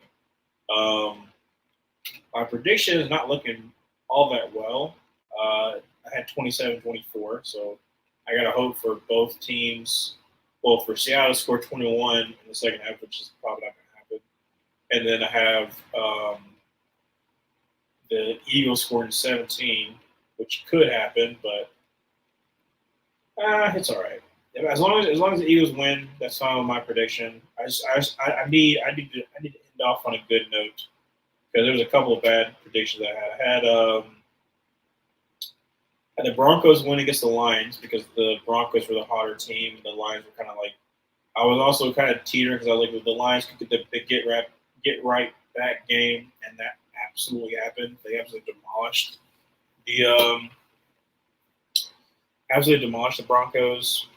I thought because of the fact that the Dolphins weren't going to have Tyreek and that the Jets played pretty good last week, I was like, it could be a close game, so I had an upset.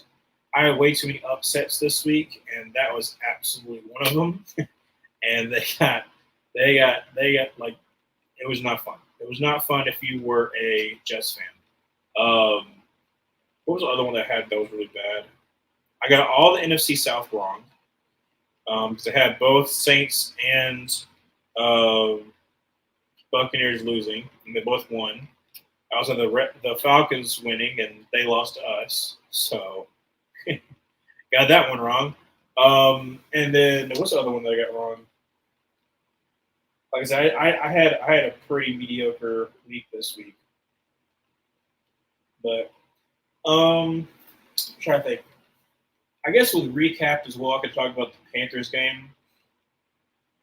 For some odd reason, even though I'm like closer to Atlanta, I could not watch that game. So I had to like wait until one of the games was done. That thankfully they put on like the game winning field goal that we had. But I was like, why don't you show that game? Instead it was like it was Chiefs Patriots and Titans and Dolphins Jets. And the Dolphins Jets game was so bad they had like switched it over to Tampa Bay versus the Packers. But I was able to watch the game-winning field goal. Like I said, Andy Pinheiro has been really good the last couple of years. I still remember so many Panthers fans after he missed the 47-yard extra point and he missed the overtime field goal in the Falcons game last year. They were like, "We need to cut him. He's absolutely terrible." And I was like, "Y'all are being way too rash." Because one, up until that point, like before that Atlanta game last year, he was doing really well. He was like 8 for 8, and he just had a really bad game that one game. And then the rest of the season, he was like completely automatic. He was like really, really good. So I was like, yeah, that's kind of dumb. And then this year, he's been really, really good as well. He's missed a couple of them, but some of them was like the stupid decision. Yes, it's 4th and 10, but you force Eddie Pinheiro to kick like a 57, 58-yard field goal, and that's not his forte. To try to like try to win the game against the Bears. That was a dumb decision by Frank Reich. But like he's been pretty consistent for us the last 2 years, so really good at keeping him around. And he came up clutch in this game where offense was shaky. Like Bryce had some moments where he looked good, but he also had moments where like you were like half of it was like, oh, it is kind of raining kind of hard, so like maybe might be like coming out of his hand a little weird. But then there was times where he made, a really, really good drive and he's shown basically what I knew Bryce could do, and that is when the game was on the line, I'm okay with him having the ball because I know that he can deliver. And he has. He's done that against the Texans. He's done that against the Falcons so far. And the Falcons game, yes, it was an ugly, ugly, ugly game, but when we needed him most, he delivered and basically drove down the field, had a long, sustained drive down the field to chew up clock, game-winning field goal, Eddie Pinheiro. That's what I love to see. I don't need us to win by, 30 every single game. I don't need us to be like the 49ers. I just need to see improvement. And I'm like really loving the fact that, yes, oh shoot, Willis has a high ankle sprain. That's gonna be bad. It's not terrible for the Titans because Ryan Tannehill sure hasn't had the best season, but so far, but that's gonna hurt. Some of the Panthers. I've been really impressed by Bryce in certain aspects. Yes, he's had some struggles. Some that's been because like we don't have the weapons for him. So I'm hoping to one draft in a it's insanely good wide receiver draft class. Probably, I'm going to make the statement now. I might backtrack it, but probably one of the better wide receiver draft class since like deep wide receiver draft class since maybe the '96 one. And if you look back at '96, like wide receiver draft class is absolutely stacked. Like T.O., Moose Muhammad, um, shoot. Was that Randy Moss as well? I think that was Randy Moss as well. But a lot of good wide receivers in that draft class as well. Um, Keyshawn was the number one. He had a decent career, but he definitely shouldn't have been a number one overall pick.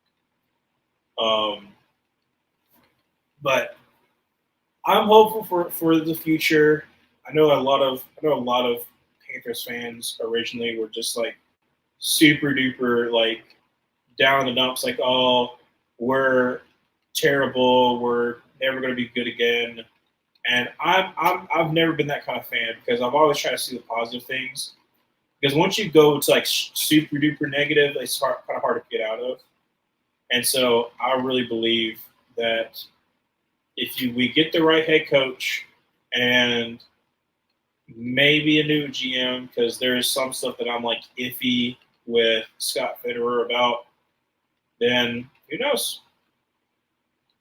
Look at that, T. Higgins right there. That is an amazing play right there. I wasn't able to watch that game, but just crazy that a Bengals Vikings game going to overtime. I'm trying to think what else. Like defense has played really well this whole entire season. So not only that, but we have a young defense. Once J.C. Horn is actually healthy, because when he's healthy, he's one of the better corners.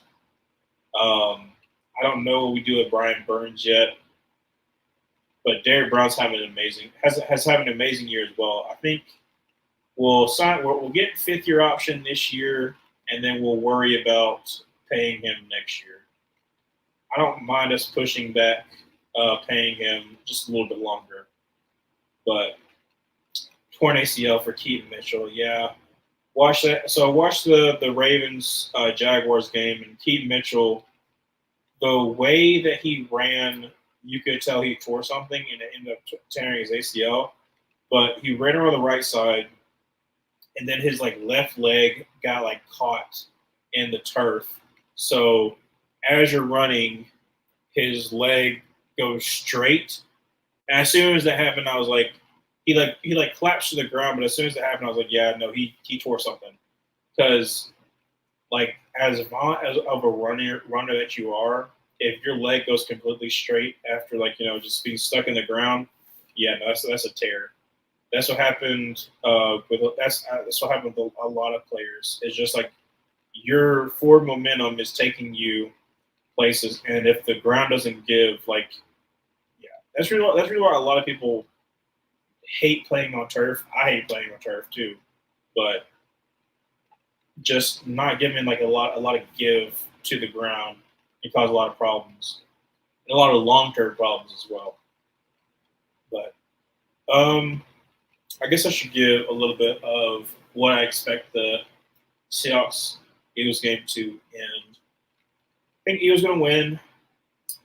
I think with Eagles being able to control this game has been very beneficial. So I think they'll be able to score a little more points in the third and fourth quarters. Maybe they score 14 to 17 points because by that time Seattle defense will be kind of tired out. I don't know if Seattle will be able to keep up with Philly. So I'm probably going to like my original pick is still 27-24. So I'm hoping they get that. But I think it will only be 27. No, I'm not going to say 27. I'm going to say 24 to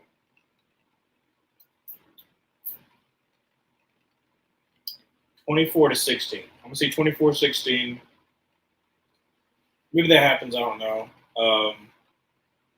Because the Seahawks are playing close, but that the time of difference in time is going to be a benefactor later on in the game as well. But I'm trying to think. If you have any questions, either you can comment that as well. A lot of times there's commercials. I don't really know what to say outside of like some of the stuff that I've already said. Just trying to think of like new topics. Because I already talked about the playoffs. I already talked about who I think is going to make it. I think I'm going to talk about who's been the most disappointing team. I probably should have seen it coming, but the Chargers have been very disappointing. But then again, it gives Brady to say they fired, so that's a positive. Another disappointing is the Steelers, mainly because of the fact that you lose to the Cardinals and the Patriots in back-to-back weeks. It's like literally, if you win those two games, you're in the playoffs. That's the thing that's so wild to me. It's so wild to me that like the Steelers, like I had them going 10-7 to begin the season because I was like, obviously there'll be a winning season. They'll have a winning season because that's just what they do. But losing to the Cardinals is not that bad because the Cardinals have been kind of a tough team for most people. They have a lot of fight in them. But losing to the Patriots was absolutely atrocious. And the way they lost both those games as well has been absolutely atrocious to watch. And like I never thought the Steelers would be good, but their schedule had been set up for success for them, and they've absolutely dropped the bag. Unfortunate, but it's kind of true. See, my computer's still good. Let me see I'm gonna see for a second where my phone's at. If I can see it. It is on. I cannot see, unfortunately. I'm trying to see what percentage my phone is on. 78. Oh, I'm perfectly fine then. Good. Back to it. All right, we're good. Kickoff about to go underway. I was just checking to see what my phone was at. So it's at 78%. I got a new phone. That was a weird kick. I don't know if it touched something, but it was like wobbly. I got a new phone and loving the battery life so far. Usually my phone would be like almost close to being dead by now. So that's helpful. So Seattle starts the ball at 25-yard line. Down 10-3. Let me get the board back.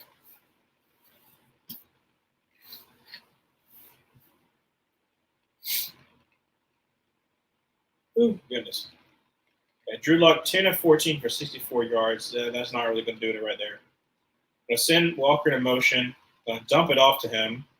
Going to pick up 5. Going to pick up about 8. So nice pickup by Walker, Kenneth Walker. That was a swing screen for him.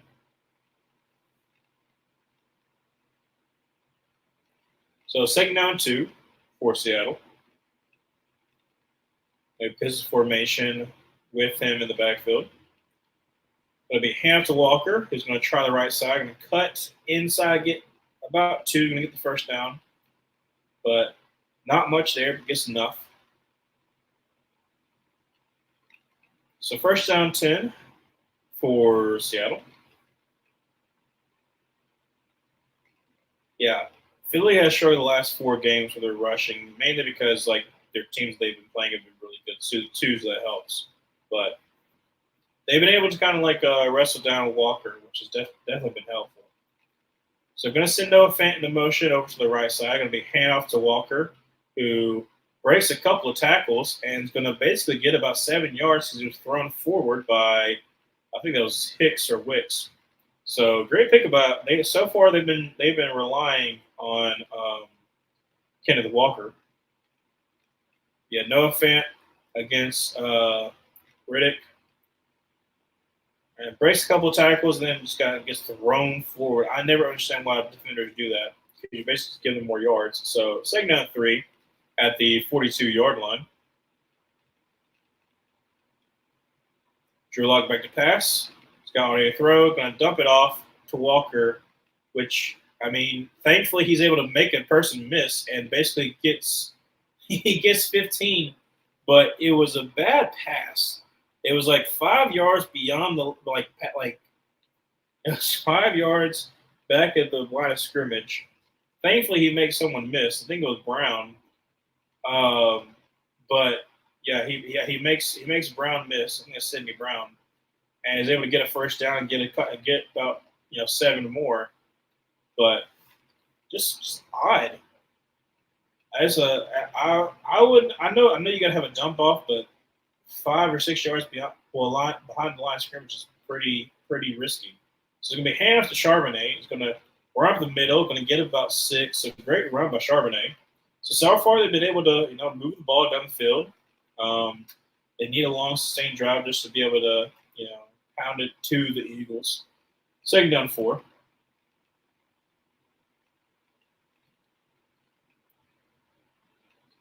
Zach Charbonnet, he's been a really good addition for them. I think he was drafted like the 4th round for them. He's a nice, not really change of pace back, but another good solid backup for Ken Walker. Gonna be another hand on Charbonnet. He's gonna try the middle, little shimmy. He's gonna pick up about 5. So great pickup by Charbonnet.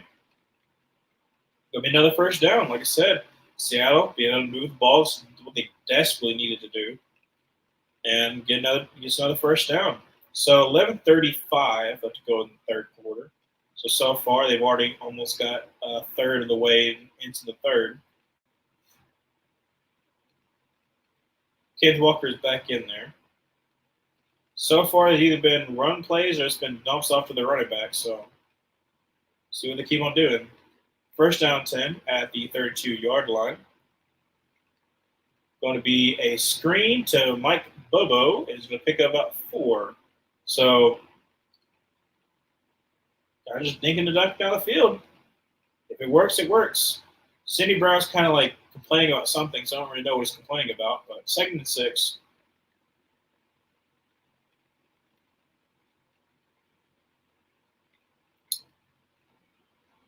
Sometimes I don't really know what to say while I'm waiting for for them to show the position. A full house pistol right here with Noah Fant to the left of Drew Lock. It's going to be a play action pass. Going to dump it off to Fant. Got close to first down. It's going to be 3rd and 1. So pick about 5. Probably going to be running right, I guess. But yeah, so full house pistol. They just dump it off to Noah Fant. Takes about 5. Going to be a handoff to Walker. He's going to pick up the first down. Nice cut. 15, 10, 5, and that is going to be a touchdown. Touchdown, Walker. Nice cut. Start to the left, cut back to the right, and Drew Lock was actually there to help block a little bit. So good by Drew. So nice touchdown. So let's see if they can tie it up. 9 plays, 75 yards, and almost 5 minutes of 5 minutes of the quarter. So like I said, long steady drive. They desperately needed it. So it's coming back. It's coming to play a little bit. There's a nice block by Noah Fant to pretty much close out the right side for Walker to cut back. So snap, hold, kick is up, and kick is right down the middle. So it is going to be 10-10, games tied. So great response by Seattle, honestly. And it is tied up. Philly desperately needs to respond because after they scored 10, they've been a little slow. They've been a little slow. I think they scored 2 out of the first 3 drives, but outside of that, it's been kind of bad. It's been kind of bad for Philly. They haven't really been able to get anything sustainable up just yet. So let's see what happens. I feel like my voice, because if it doesn't kind of stopped up a little bit in my nose, I feel like it's more like a radio announcer, like this. I don't know why it's like that, but it is. Very odd indeed. Maybe I should just go full into it. Because of the fact that it's I feel like nasally. I feel like I'm like, yeah. But then my voice kind of sounds a lot deeper than it usually is. So that's kind of odd.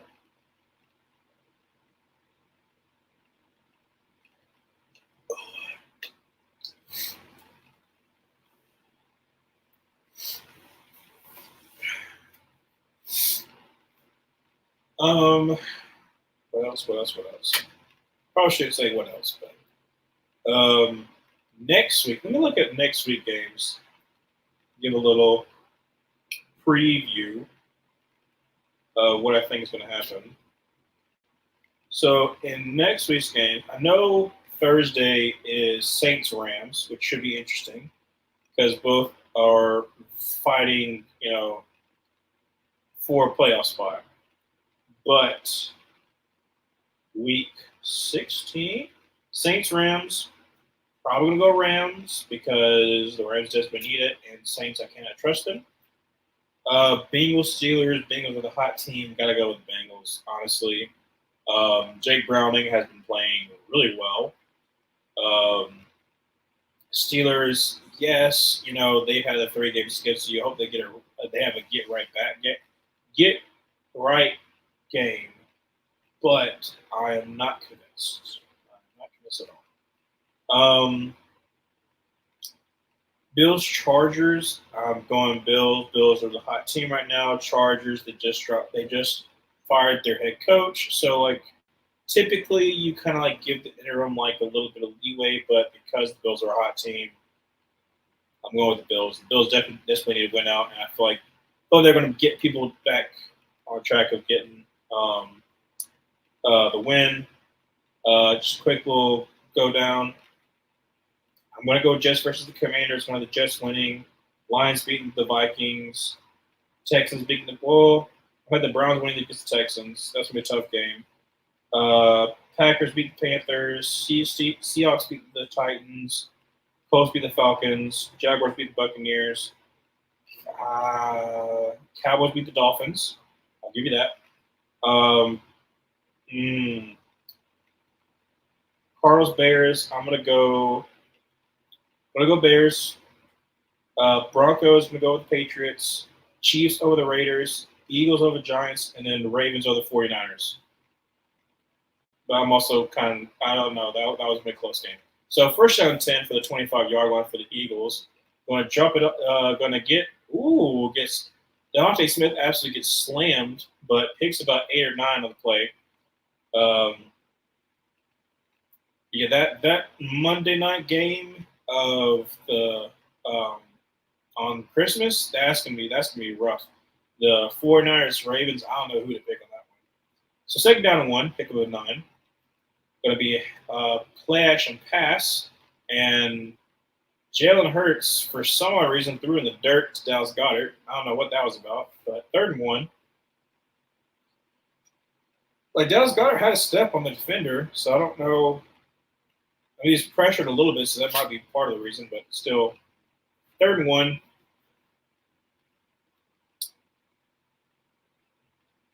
I'm sure it's getting really loud up in Seattle. I want to go to Lumen Field once because I've heard like how loud it can be. Also, just like I've heard a lot of like great things, and they fake the tush push and they give it off to Swift. But I think there might be a hold though. There was a late flag and it was in the vicinity of the line of the tight end, and it is going to be a block in the hands to the face actually. Okay, hands to the face on the defender. I thought it was a hold, but it's actually legal hands to the face on Draymond Jones. So let's see here. Was it a hold that forced a hands to the face? Let's see here. Jones. Where is the hands to the face on Draymond Jones? How?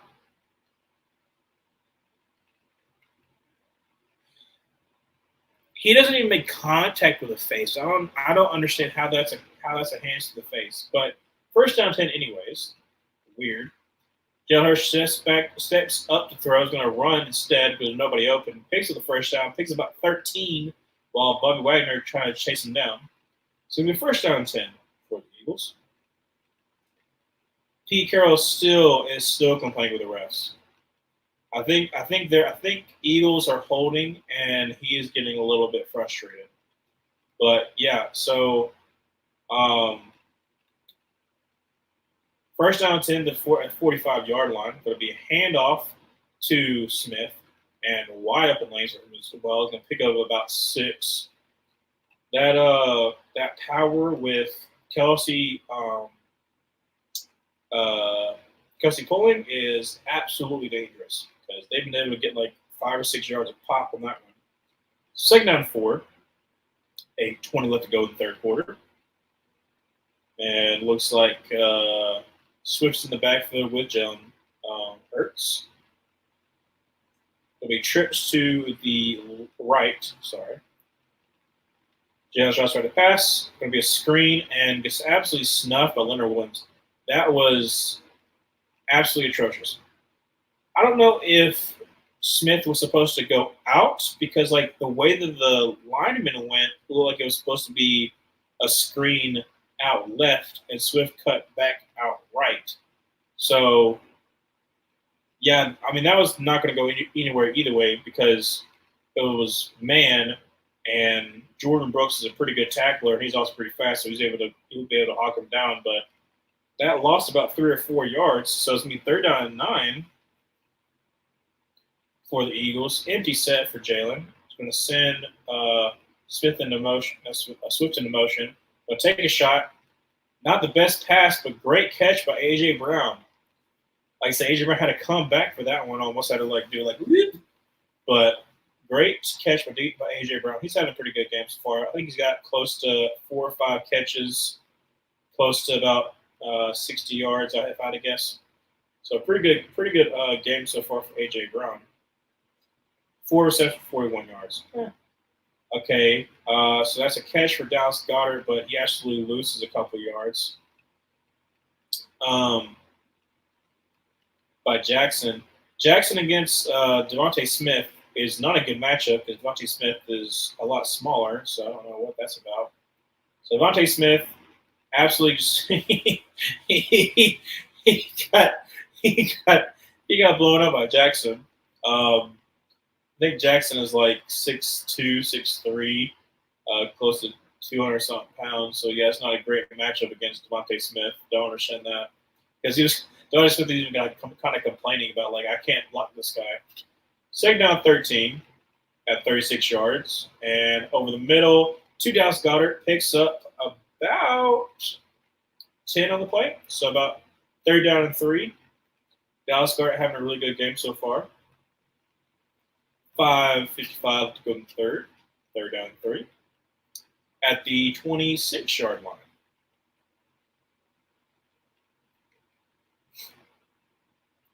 Going to send A.J. Brown in motion. Going to play action pass. Throw to Devontae Smith, and it's going to be an incomplete pass. No, he did not complete that, baby. No, that's an incomplete pass. That's an incomplete pass. I know for sure it's an incomplete pass. He's able to recover, but it's an incomplete pass. He catches it right here, then it goes through his hands, drops down. Wait, hold up a second. No. He didn't catch that. Okay. Gonna be down to the one for Devontae for Swift. They gotta okay. I know they have to like call someone to review it or coach's challenge, but I didn't think he caught that. I thought he dropped it, but they're not really reviewing it. So I guess it was confirmed to be a catch. But anyways, gonna be tush push, second and goal from the one, and that's gonna be a touchdown for Jalen Hurts. Yeah, it's kind of automatic. You kind of expect it at this point. If they do get stopped, you're like, oh, it's like, whoa, that's weird. But touchdown Eagles, so nice return. I might be close to getting this one right.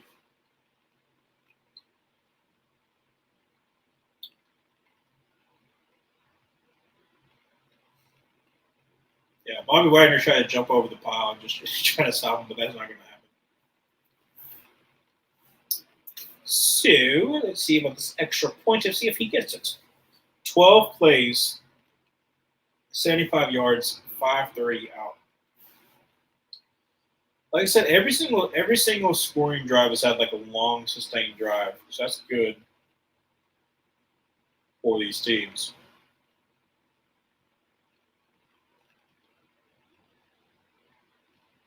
And the kick is up, and it is good. So 17-10. I'm going to plug up my computer because it's pretty low on the battery. So let me go and do that. Yeah.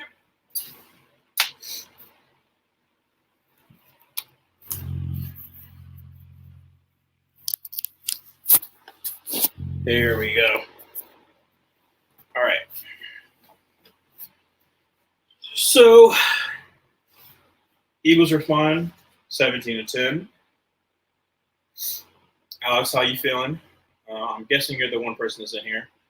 Obviously, you want the Eagles to lose because that's beneficial for you.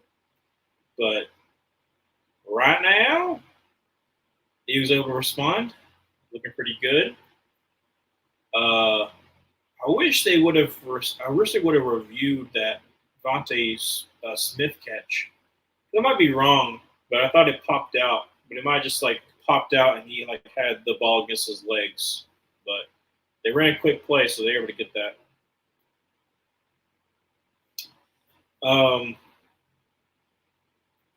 Let's see what the stats are for this game so far.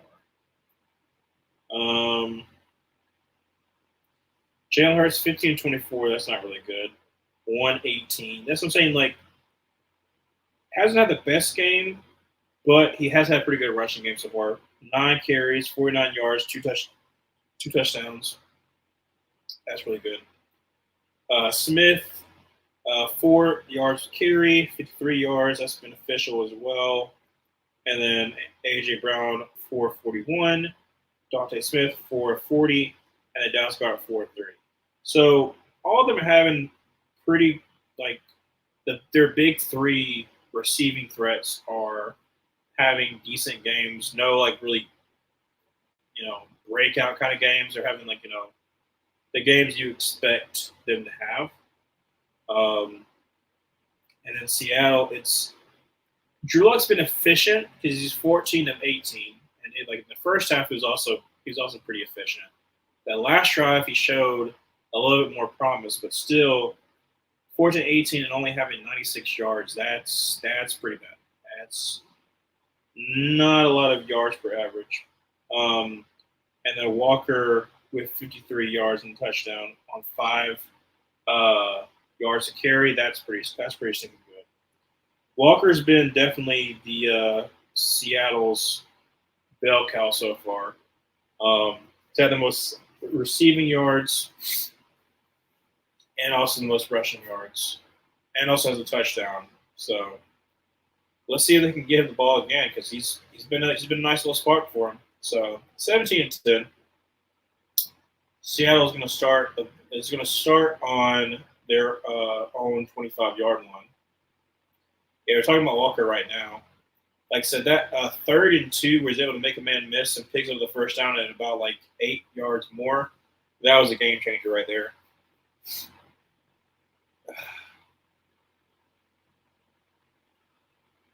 So with 4:43 left to go in the third, Seattle is down by a touchdown.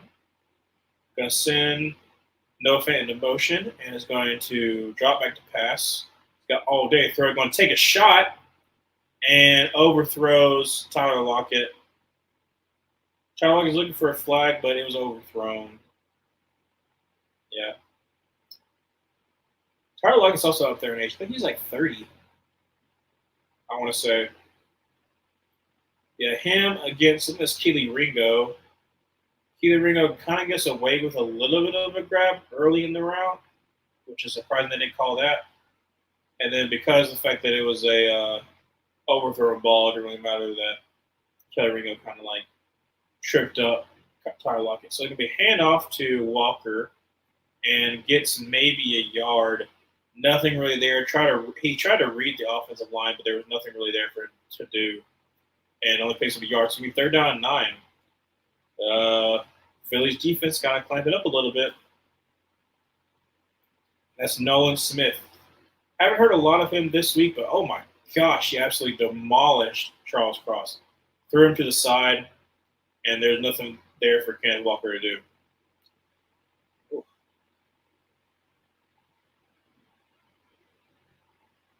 So 3rd down and 9 from the 26-yard line. Charbonnet is the drop-off, and Drew Lawson gets sacked. Sacked at the 22-yard line by Brandon Graham. 4th down. Seattle maybe takes off like a minute off the clock, but not much. First sack of the game, too. So it's either Brandon Graham or Fletcher Cox that gets the sack.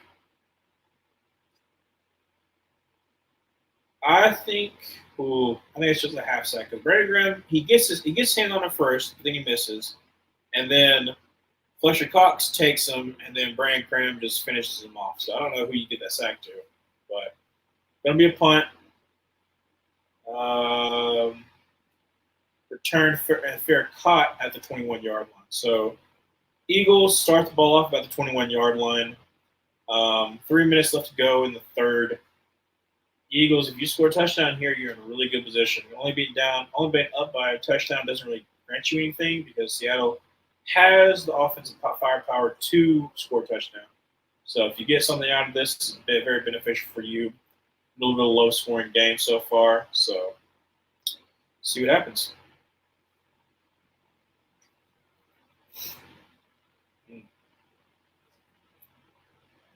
Yeah.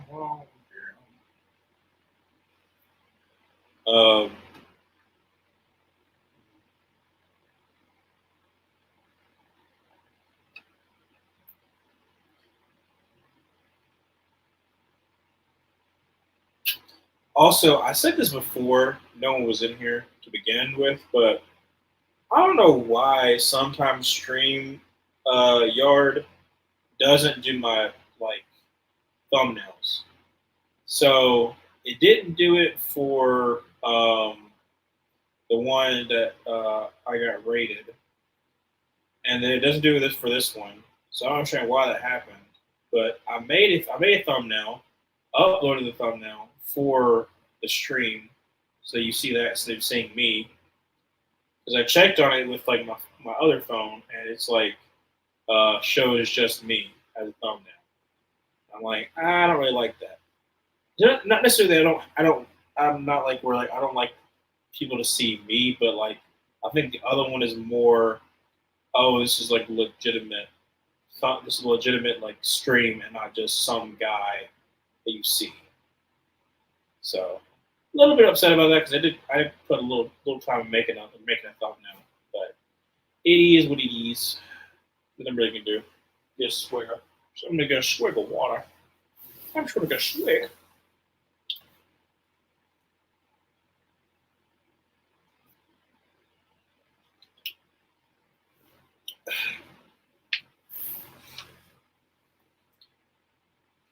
Yeah, some of the other games they've been promoting, I'm not really excited about, but that Monday night game, I'm extremely excited for that one because that could be a Super Bowl matchup, the Ravens versus the 49ers. So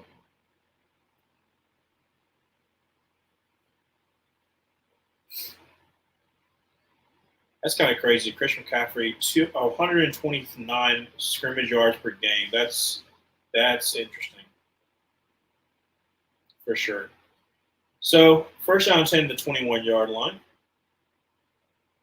Eagles going to hand off to Swift, who's going to get maybe two. And oh, that's not good. Oh no! That's a high ankle. That's a high ankle sprain. That's not good. Lane Johnson gets rolled up on, and he's going to be done for the game. Yep. As soon as I saw it, he might be out for longer. Oh, that's not good. That is not good. Oh man. Yeah, they're on a commercial break. They're not going to show that again. Probably not. Basically, um, Lane Johnson. That's probably even a high ankle sprain, but it's definitely a lower leg break. That was not good.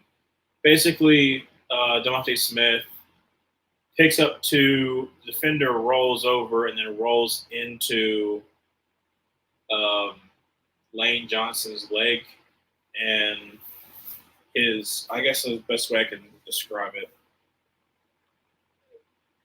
his arm is the leg. Basically, this stays straight. The rest goes forward. Yeah, no, that's yeah, no, he's gonna be done for the game. Don't know the severity, so I don't know if he's gonna be out for a long time. But that did not look good.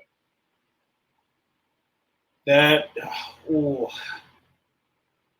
and he's been fighting back to be able to play because a couple of times it's been what's his name, Jack Driscoll from Auburn has been like in his place when Lane Justin's been hurt, but oh man, that did not look good. And the fact that they're staying on commercial shows me they're about to probably bring out a cart because yeah, that was really bad. And the NFL has been doing a lot more where they're not showing the injury twice. I think because of that Nick Chubb injury, they're trying not to show that anymore. Because a lot of people probably were like, I don't want to see that. Also, it's not really a good look by the NFL because injuries are part of the game. Because of how gruesome sometimes injuries can be, like football injuries are a lot more gruesome than like basketball injuries.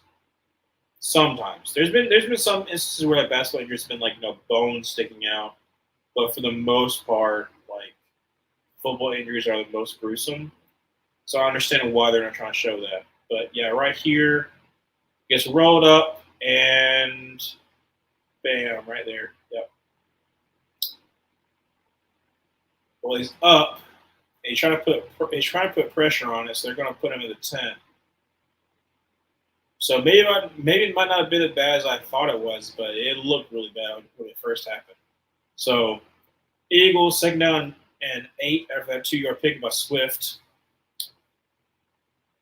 2:50 left to go in the third at the 23-yard line. Jalen Hurts and Swift are in the backfield, and that's a false start by Landon Dickerson. That's pretty obvious. Dickerson, I always say. A lot of times I mess up Dickinson, Dixon, and Dickerson because there's so many like that little difference right there. There's 3 of them in this game. There's a Dickinson, there's a Dickerson, and there's a Dixon. They're all very similar. Lane Justin's back in there. I'm actually surprised because he fell down kind of hard after that. After being rolled into. So good on him. Second and 13 after that false start. Jalen Hurts empty backfield. He's going to drop back to pass. Going to scramble out to the right.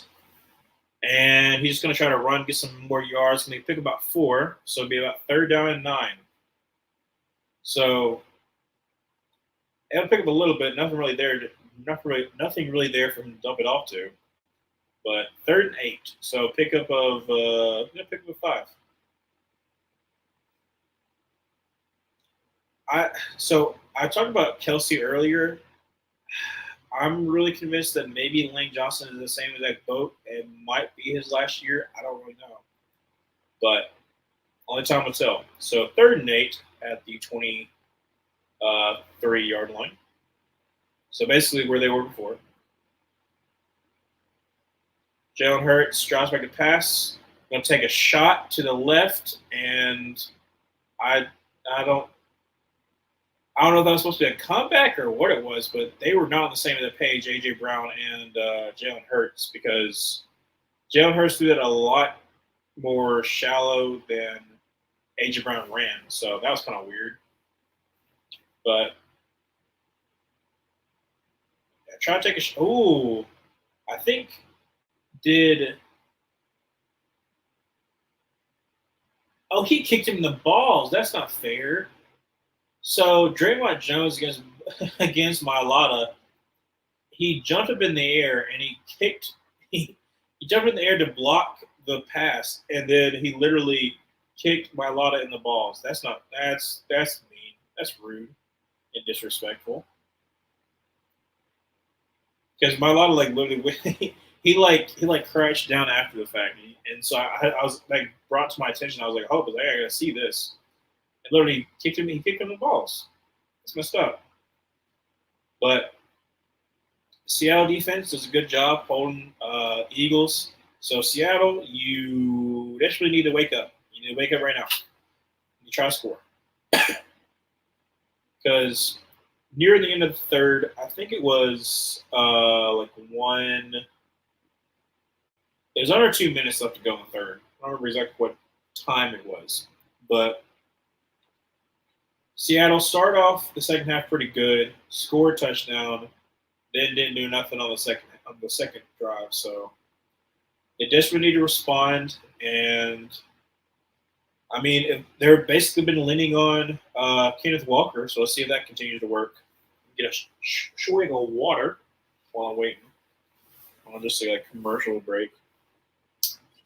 Then that's going to happen also after the 3rd quarter ends, which is I understand why they do it. But I hate when it's right before the end of the quarter and they have a long TV timeout break. Because obviously you're going to have a TV timeout break for the end of the quarter. So, I don't know. I don't like it, but I understand why they do it. It's a lot of money in advertising, but still.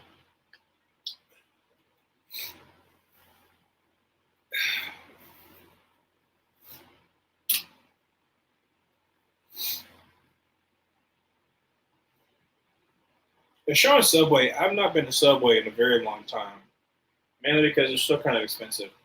I remember it's got to be 2010, 2012, when Subway had $5 footlongs. Dude, now they're $11.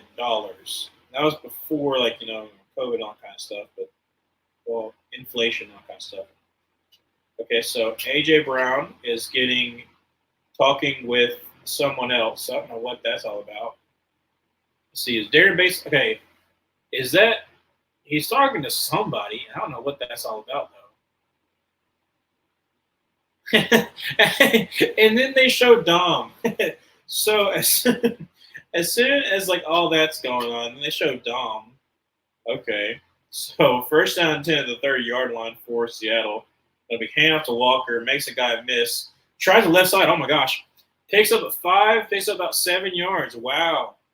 Had him stop, makes a guy miss, and then cuts back to the left side, picks up a 7 or 8 yards. Great run by Kenneth Walker. Like I said, he's been literally their whole entire offense. Sidney Brown again.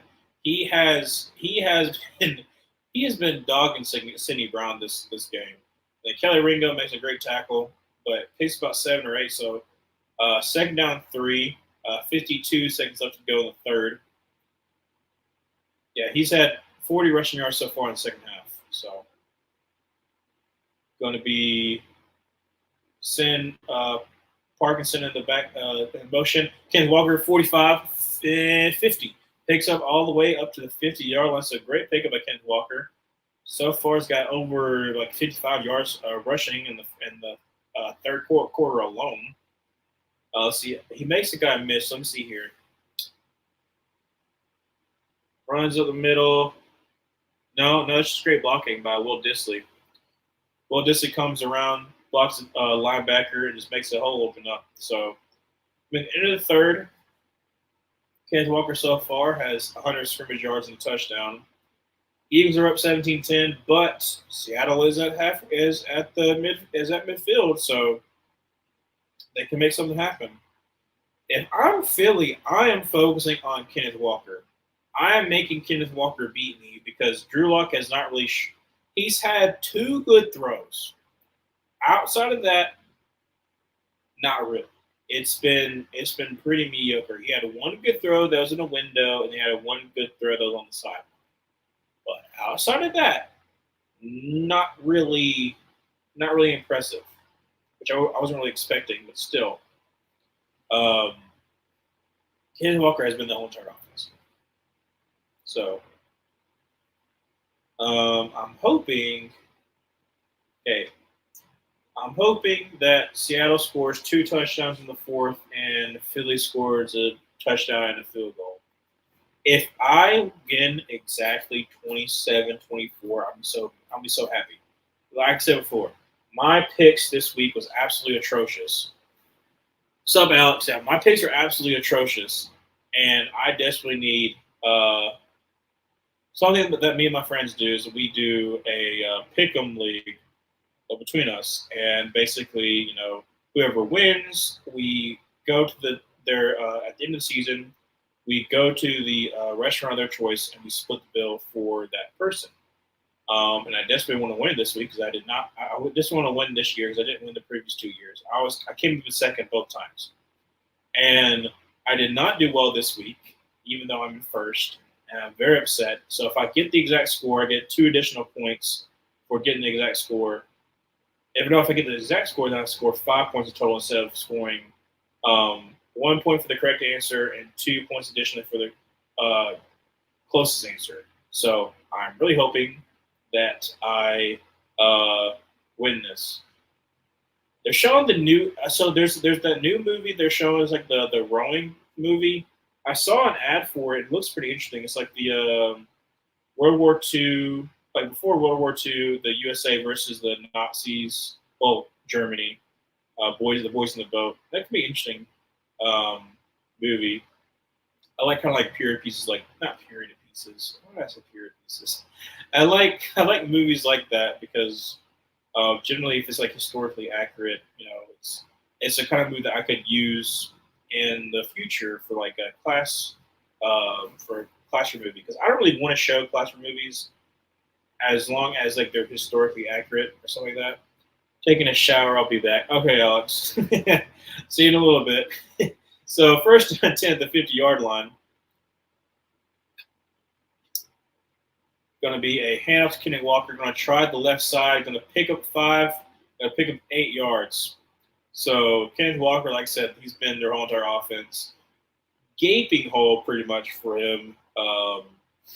And second down and about probably 3 because he picked up close to 7. Yeah. Basically, I missed, and that's Blankenship. And then I think that's Jordan Davis trips him up. So picks up 9, actually. They gave him a good spot. So second down to 1 for Seattle at the 41-yard line. And he is going to force hand the ball to Kenneth Walker, who is going to get the first down. They pick up about 2 or 3. Picks up 2.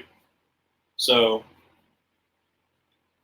Seattle able to move the ball, but pretty much just through Kenneth Walker. so far has had over 109 yards. That didn't account for the run that they just had, so that's kind of weird. Goodness gracious.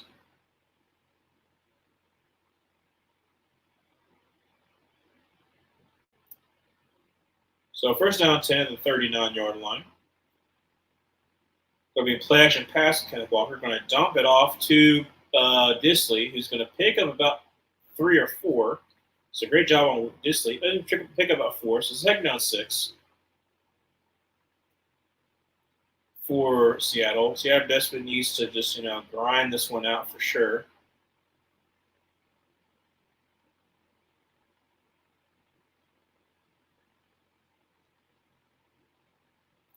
DK Metcalf, 1 reception for 8 yards. Goodness gracious. All right, going to send Kenneth Walker in a motion back into the backfield for obvious reasons. And Drew Lock over the middle to Tyler Lockett, who is going to be 1 yard short of the first down. So about 3rd and 1. 12:40 to go in the fourth quarter. Great play by James Bradbury to wrestle him down to the ground. I like stuffy. You know what I'm saying? My voice is kind of weird. I feel like I already said it before, I feel like I'm like a talk show person. Okay, so 3rd and 1. Let it substitute. Going to send Tyler Lockett into motion. 6, 5, 4, 3, 2, 1. Get the ball off to Kenneth Walker, who is going to get stood up and is going to actually lose a yard. That is Morrow, who does a really good job of stopping Kenneth Walker. 4th and 2. All right, Seattle, you better go for it. Go for it, Seattle. You got this. You can get 2 yards. I believe in you. That's a bad job on your double team. Bradford does not go up to the second level, and instead linebacker 1-on-1. That's never a good sign. So 4th and 2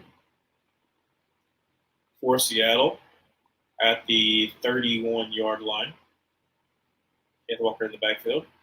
Got to call a timeout. Got to call a timeout. 11:21 left to go in the fourth.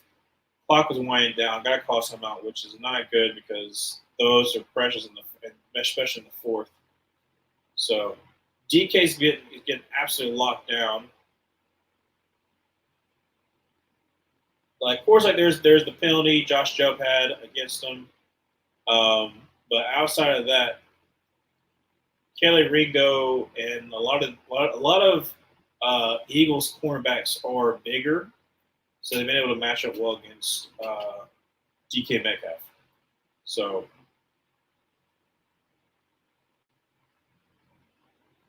he's had really good games against the Eagles. They're showing it right now. He's had a really good game against the Eagles, but so far, not been pretty. Not pretty at all. So 4th and 2, going to send Tyler Lockett in motion in the slot. Drew Lock, drop back to pass, throws, and oh my gosh, that's going to be a penalty, but it shouldn't be. But DK Metcalf, it goes right through his hands. Like I said, he's not having a really good game at all. Been locked up, and I don't think that was a pass interference. I could be wrong, but let me look back at it. They're calling a pass interference on James Bradbury. So let's see if it actually was one or not.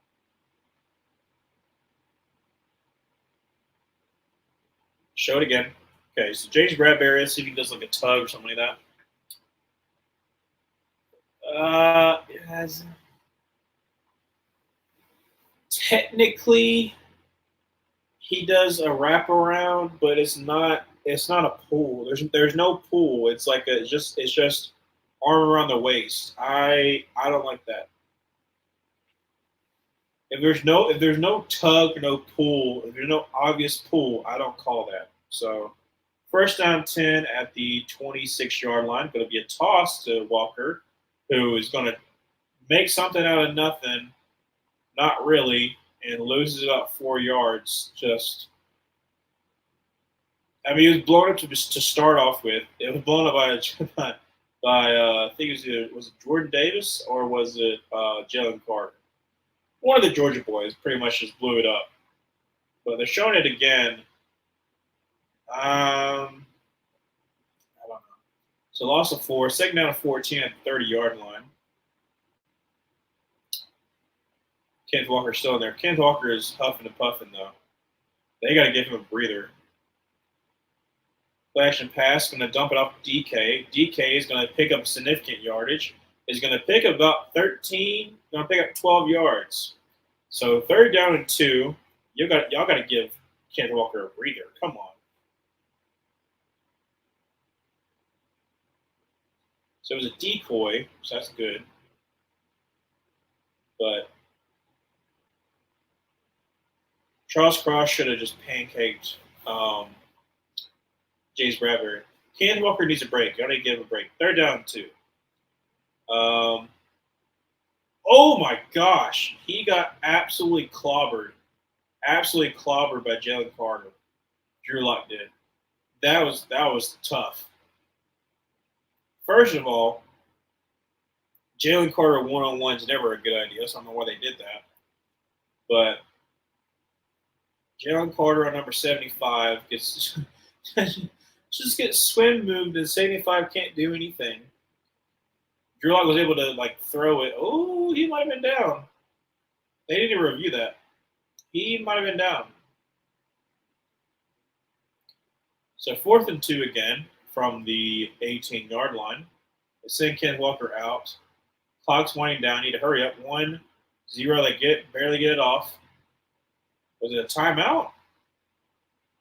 They got the play clock off. They got the call off. No way they called no timeout. Maybe it was. Oh, that's a sack, baby. That's a sack. Did Philly call timeout? Philly must have called timeout. Yeah, that's a sack. That is a sack for Jalen Carter. They didn't. I hate because I don't have audio, I can't tell who called timeout. But it seemed like someone called timeout. Seattle, you're so stupid. Oh, Seattle. Oh, Seattle, you're so stupid. So they call a timeout, and then now Philly's challenging the fact that it should be a sack, and they're going to get it because it definitely is a sack. So, Seattle, all you had to do was just snap the ball. You had enough time. You snapped it enough time. You screwed yourself over. Yes, you did. You screwed yourself over.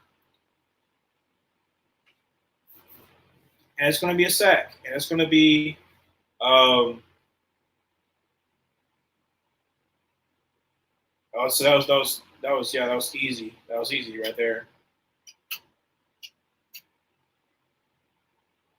So Seattle just dumb. Just dumb. And they're going to kick a field goal too now. Oh, man. Dadgummit. That screws up my pick now.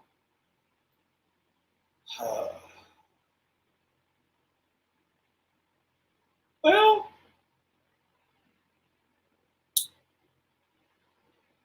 not completely. If Seattle misses this kick,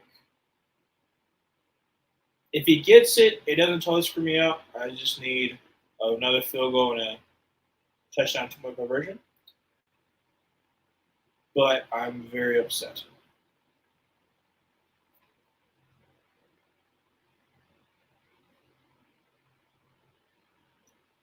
What's the deal?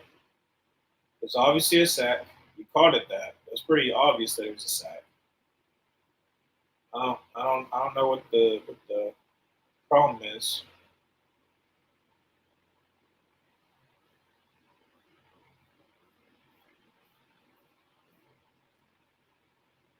Pete Carroll trying to see if he can get the timeout back, but he can't.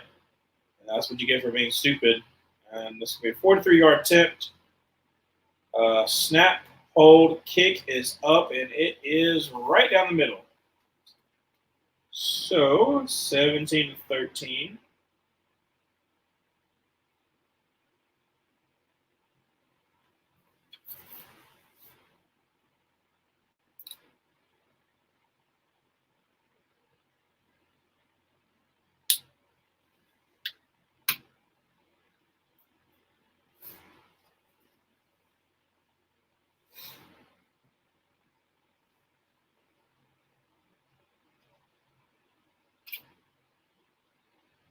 Okay, let me see who had a closer day.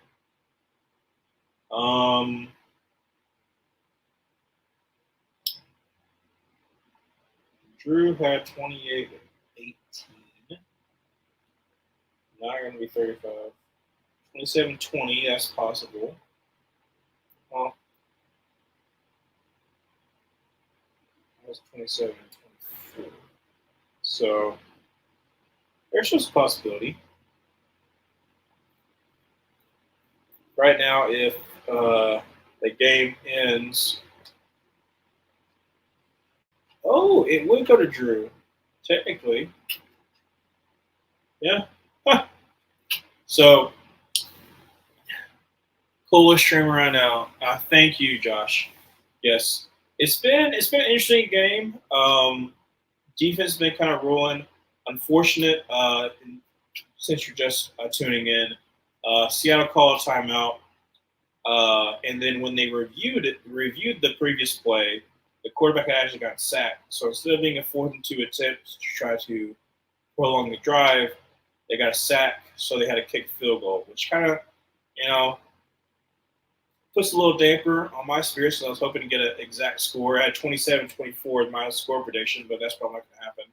So looking forward to another good game. There's 10 minutes left to go. Eagles are going to get the ball. So far, after like the first 2 drives, the Eagles were doing well, but they haven't really been doing all that well as for some odd reason. Okay, we're good. We're good.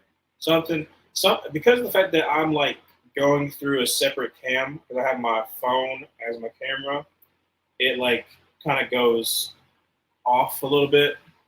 Go Birds, baby! I know you Eagles. Like I said, I pretty much always predict the Eagles to win, but Seattle's keeping themselves in this game.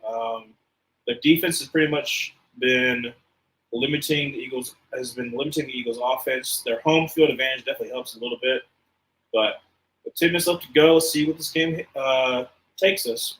This kicks off, going to be a touchback for the Eagles. Bummer. Yeah.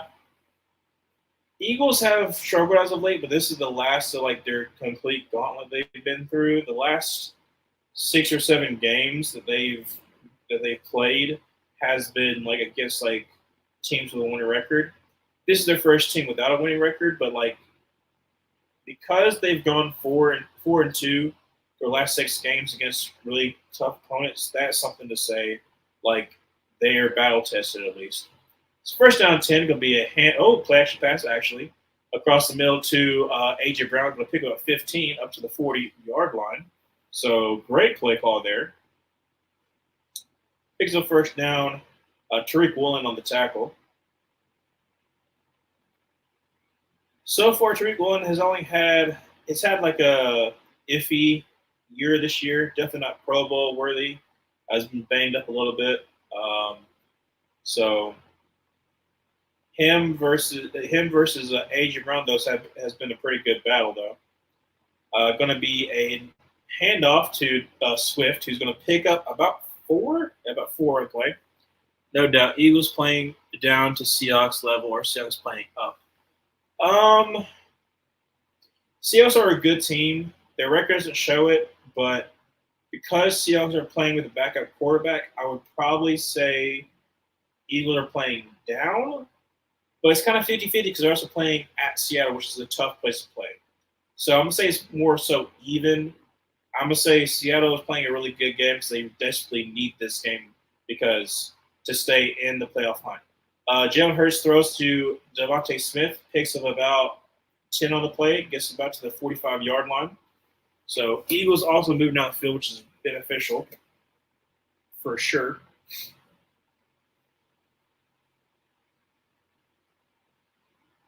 Like I said, Jalen Hurts has been good, but there's been some times where he's been throwing and it's been very inaccurate, like at people's feet, stuff like that. But gonna be play action pass. Jalen Hurts dropping the pass, gonna take a shot deep for Quez Watkins. Is gonna be picked. Oh my goodness, Quez Watkins doesn't even really attempt to catch it, and that's gonna be a pick for Jalen Hurts. Wow. Okay. I don't know why I did that. So Seattle gets the ball back with 8:08 left to go in the game, down by 4. But you do have home field advantage. It does. There is one thing that's going to be very beneficial for the Eagles going forward. Seattle only has one timeout, so if it comes down to it, and you are the last one to have the ball, yeah, it could be difficult. So we're gonna go to commercial break, but vibes are going strong for Seattle right now. Obviously, you wish you had a touchdown that last drive, but cutting the lead down to 4. If you're able to score here, you're up by 3, and your defense has been playing pretty well against the Philly. So, be interesting to see. I think if the game ends at 27-20, didn't Alex pick 27-20? Let me see. 27-20 was Luke. Oh no, I don't need that to happen. Stay where it is. Stay where it is. So Drew gets the points. I don't need that to happen because then he would get like a significant lead above me, and that would not be good. So I'm rooting. I'm rooting for the under. um, However, if I'm Seattle, what I wouldn't mind is if you just kicked a field goal, you're down by 1, and then Philly scores a touchdown, and then you score a touchdown and get 2-point conversion, go to overtime, and then Philly kicks game-winning field goal. I would be much appreciative of that circumstance. But yeah, like I said, like Eagles. I'm not going to say, like I said, I don't want to be disrespectful to Seattle because Seattle's still a good team, even though they haven't had the best year. But they definitely have been very shaky the last couple of weeks, and it's shown. I think Philly desperately needs to get past this one because I'm trying to think who they have remaining. That makes things interesting if that happened. Yeah, no, I would love it because it'd be a great stream. But I'm pretty sure I'm looking at Philly's remaining schedule. But I know that now they're past the gauntlet. They have a pretty easy remaining schedule. They got the Giants twice, and they got the Cardinals. So literally, you have 2 of the top 5 worst teams remaining. Well, Giants are they're iffy. Going to be trying the right side for Walker is going to pick up about 3 or 4. So that's the reason why I was trying to say with the Eagles, for the Cowboys, it'd be kind of hard for them to win division because they've got a tough remaining schedule, while the Eagles have one of the easiest. So definitely would be interesting if the Eagles lose this game.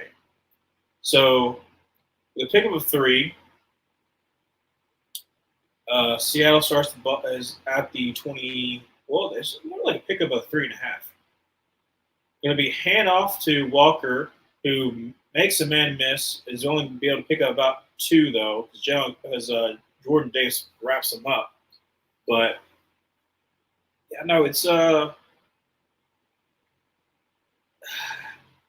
if I'm Seattle, I am happy with what I've been able to do in this game because you've been able to hold in there, especially after the first half where the Eagles completely controlled that whole entire game. You're able to stand firm.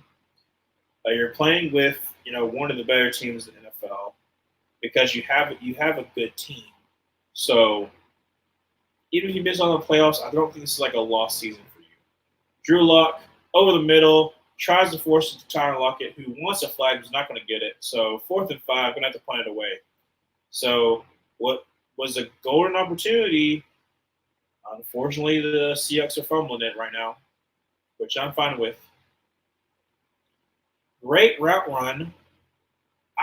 He didn't really tug, but he did wrap around before the ball got there, but then kind of put his hands back. So I wouldn't have called it, but I understand why Tyler Lockett was mad. So going to be a kick, going to be a punt for Dixon. He's been kind of busy this week for this game. Great punt. Fielded at the 15, 20, 25. Going to go. So Eagles did the ball. 6:35 left to go in the 4th. If you're the Eagles, you just want to get probably 4 or 5 first downs. Just try to end the game. If you score a touchdown here, then it's yes, definitely you're gonna end the game. But, whew, man,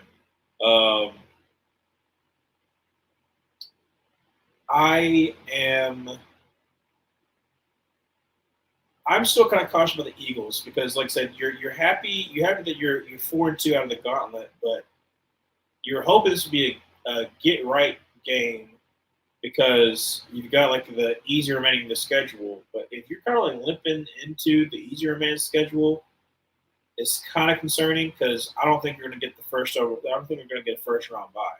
So over the next 3 games against inferior opponents, you can kind of prove your worth. But going to be a handoff to Kenneth Gainwell. Is going to pick about 2.5 yards. So by 2nd down 8. Like I said, Seattle desperately needs to stop here. You've still got over 6 minutes left to go in the game, so it's not end all be all if you don't get a stop here. But it will be very beneficial. Jose, I just realized something. If Seattle wins this game, then I think that the 49ers already lock up home field advantage. Or if they win next week, they lock up for home field advantage. Because 49ers are like 9-1 in NFC, and the Eagles are 6-2. So push birds. I guess you mean like tush push.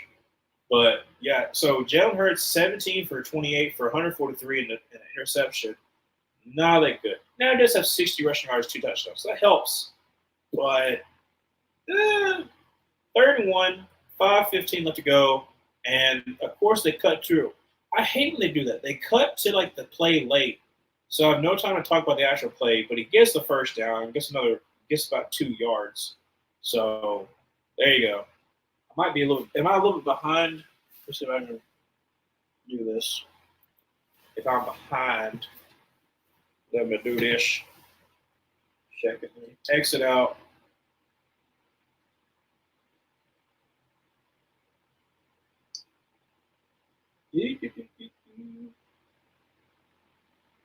Actually, no, it's fine. It's fine. I'll just exit to Y.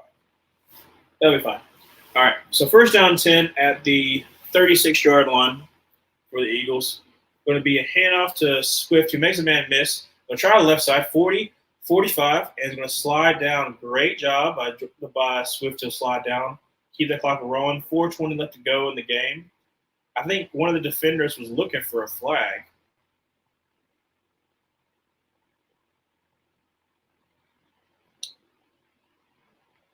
I don't know what they're slow playing it for, but 1st down 10, 4 minutes left to go in the game.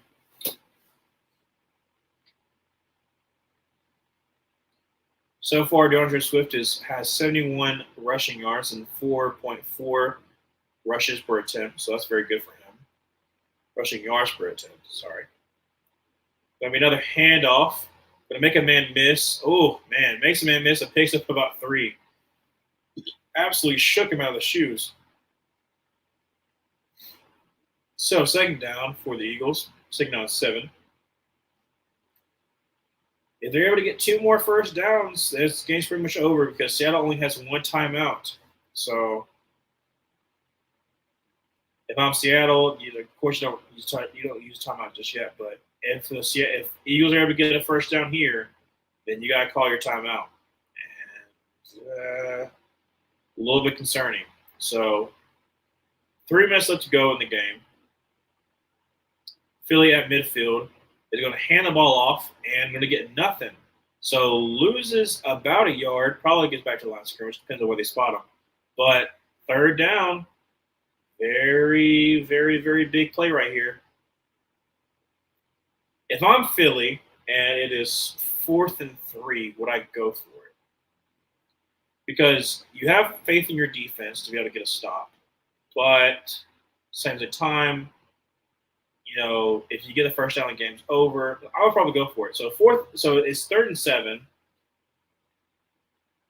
2:24 left to go in the game.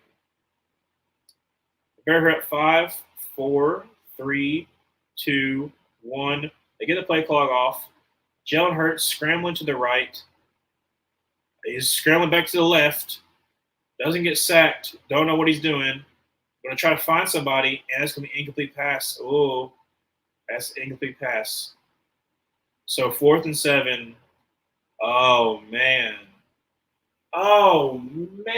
Eagles. This happened in so this happened the same thing in the first half with the Seahawks, where you don't run on so in the first half the Seahawks didn't run on second down to force the Eagles to call timeout, but in this one, you don't have the Seahawks calling a timeout. So basically, the Seahawks, they got 2-minute warning to stop the clock for them. But oh my gosh, why would you do that? Why Kelsey just shaking his hands too, because basically you give Seattle a timeout, so they basically have a 2-minute drive, and they have a timeout, so if they need to, there's something like cash out happens, they still have that. So I don't understand that. If I'm Eagles, I'm sure now I'm just backtracking, but 3rd and 7, whatever you do, you need to make sure it's inbounds. Jalen Hurts, if you don't have anybody open, just try to run and try to get some kind of yards. That's so dumb. That's so dumb. But yeah, I'm sure you're happy, Alex, because I was talking to Josh about this. Eagles' remaining schedule is Giants both times and the Cardinals. So very, very different from the Cowboys. Cowboys have a very tough test ahead. The Eagles I think they have one of the easier remaining schedules. So if the Eagles lose this game, Cowboys and Eagles are tied again. I can't remember who would have the division lead, but makes it very interesting the remaining schedule. If the Eagles end up winning this game, I think that the option of Dallas winning the division goes down significantly, because you would have to win out and then hope that the Eagles drop one. But if you're the Cowboys and the Eagles lose, then I'm pretty sure if you win out, then I think you would have the tiebreaker with the Eagles. I might be wrong, but Alex, you might be more informed of whether y'all have the tiebreakers over the division for the Eagles, because I'm not for sure, because I think you might have a better record in the NFC, which I think might be the first tiebreaker, and if that is, then you would have the division over the Eagles. So that could be interesting, because you have two hard tests. You have the Eagles, you have the Lions, NFC, which would be you have to win that one, and then the Dolphins, which won't necessarily hurt if you lose, but definitely wouldn't help. But this is really big for you. Yeah, I think we do. Yeah, this is very big for you right now. Seattle starting first down 10, 152 left to go in the game at the 8-yard line. Drew Locke's drops back to pass, got time, and almost picked. Woo! It was almost picked. Because the conference record would be tied. Yeah. So Drew Lock tries to force a DK, or is it a DK or was it Noah Fant? It was Noah Fant. My bad. And ball gets popped up in the air. It was a good pass. Noah Fant just misses it completely. That could have been game over there if they pick it off. So 147, second down 10 at the 8-yard line. Drew Lock back there was Zach Charbonnet. Drew Lock's got time, throws over the middle, and caught by DK Metcalf at the 25. And they're going to, this is weird. 135 left to go in the game. Okay, let me just put this down so I can get, do they complete? Yeah. All right. First down 10 at the 25-yard line. Drew Lock drops back to pass. Going to throw over to the sideline. Noah Fant completes the catch for about 6 yards, 5 or 6 yards. So 124 left to go in the game. Second down. So 124, second down about 5-ish. Like I said, great catch by DK Metcalf at the 25 to set them up. So second down 5 from the 31. And did he catch that? No way he caught that. Oh my gosh. DK somehow caught that. I don't know how that happened, but it should have picked. But 110 almost picked. DK uses his butt, basically his thigh, to catch that ball.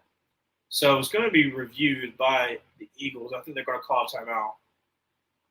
So they already used a challenge, so I think they're going to call a timeout.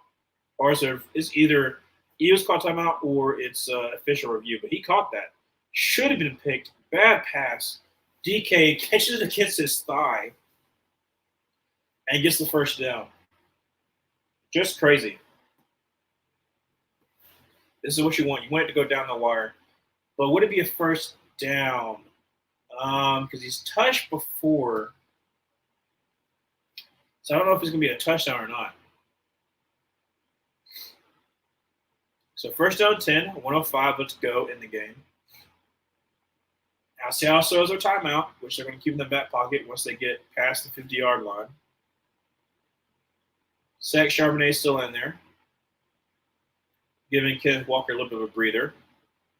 Drew Lock's drop back pass and throws to nobody. I don't know what happened there, but he completely missed Zach Charbonnet. So second down 10, 1 minute left to go in the game. Game's gone by pretty fast, honestly. Only 3 hours. I'm not even at a 3-hour stream. After research, the Eagles would still get it based on strength of victory. It sucks. So second down 10, 1 minute left to go at the 37-yard line for the Seahawks. Drops back to pass. Throws over the middle. Dropped. Oh, Tyler Lockett. Oh, man. Oh, man. So third down, wide open. It's a little bit deflected.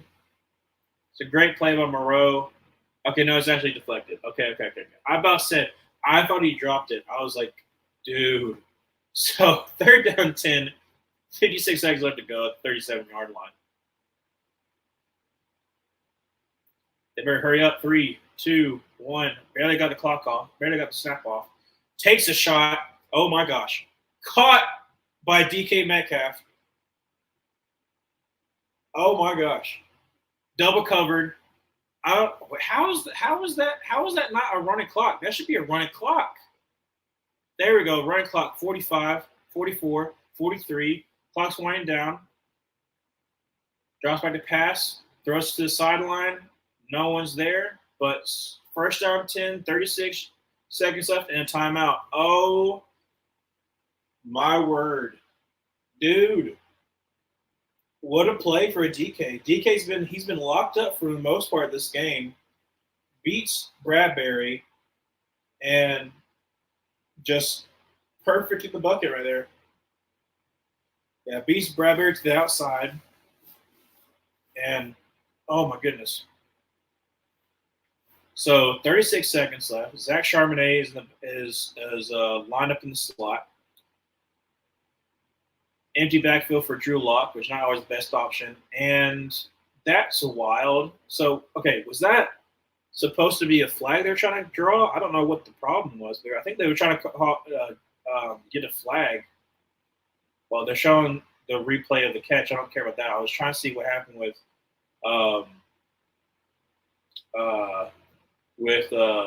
Tyler Lockett, but okay. So 3rd down 10, 33 seconds left to go.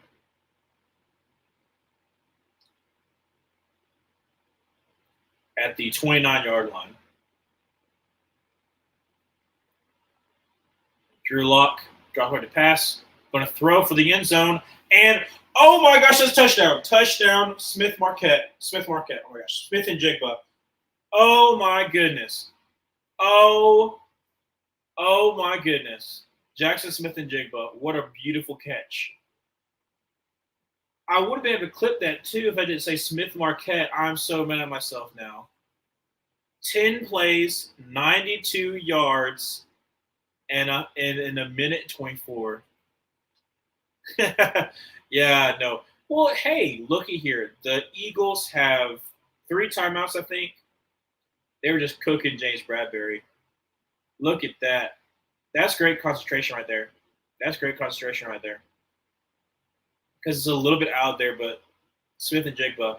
Kick is up. Kick is good. Oh, I forgot. Whoops. I was like, whoop. Okay.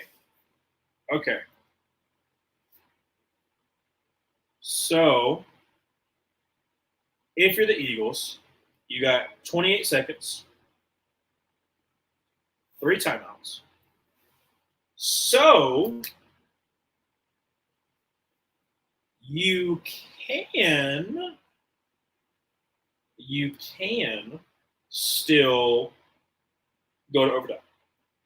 I don't think you'll score a touchdown in 20 seconds. Maybe. I don't know.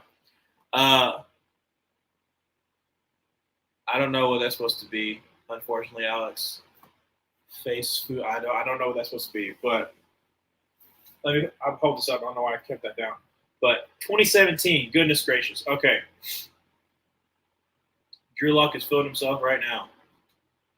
The rain is coming down, and he is feeling blessed.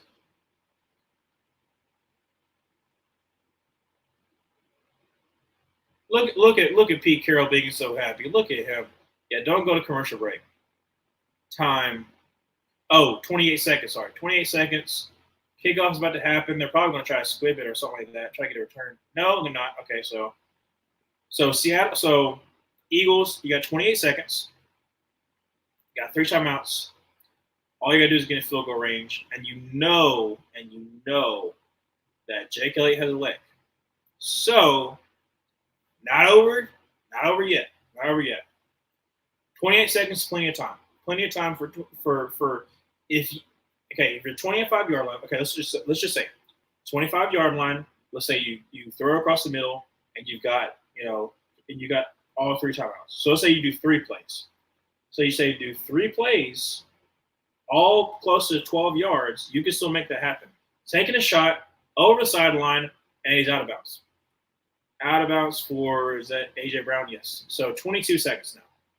So 22 seconds. You still can do 3 plays, get about 12 yards each. So great job by Jackson for pushing him out. So still can have it. 22 seconds. Because you got plenty of weapons. Jalen Hurts got an arm, so you never know.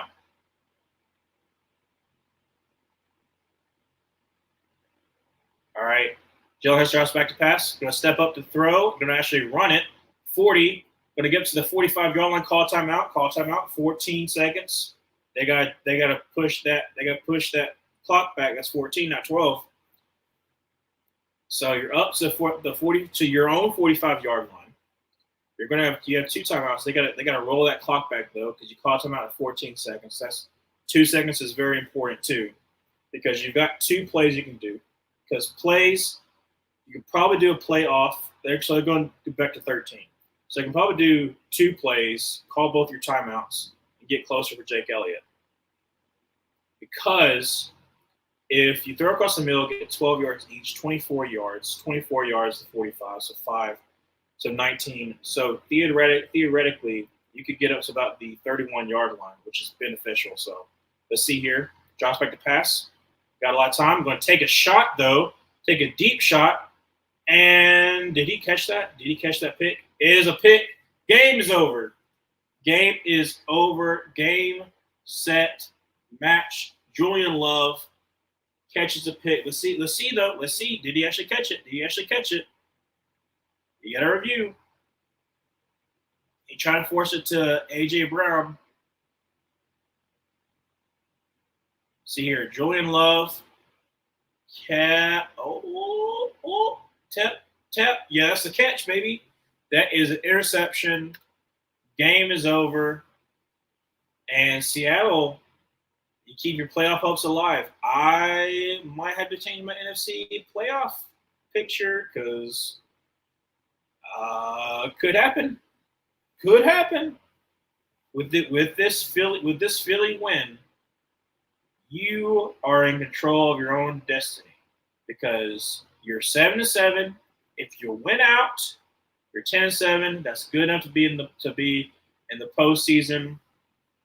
I picture you to be in the postseason, so don't fail me now. Who is Seattle playing?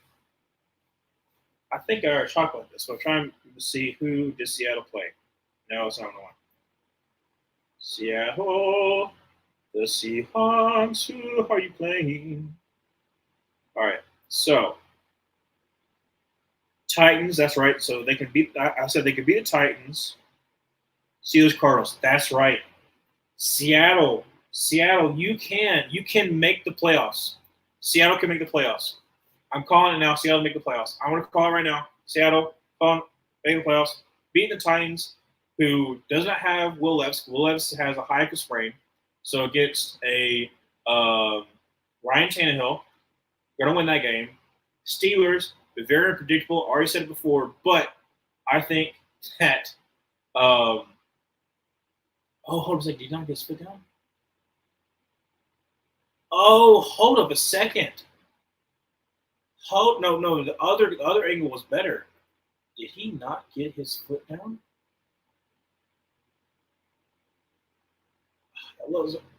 Yeah, I think his foot's down. The other angle may look he didn't get his foot down. So I was paused for a second. I was like, hold up a second. Yep. Game's over. So game is over. Seahawks upset victory against the Eagles. Crazy. I mean, I thought it was gonna be a close game. I thought the Eagles would win, but Eagles on a 3-game skid. It's just not looking good. Eagles.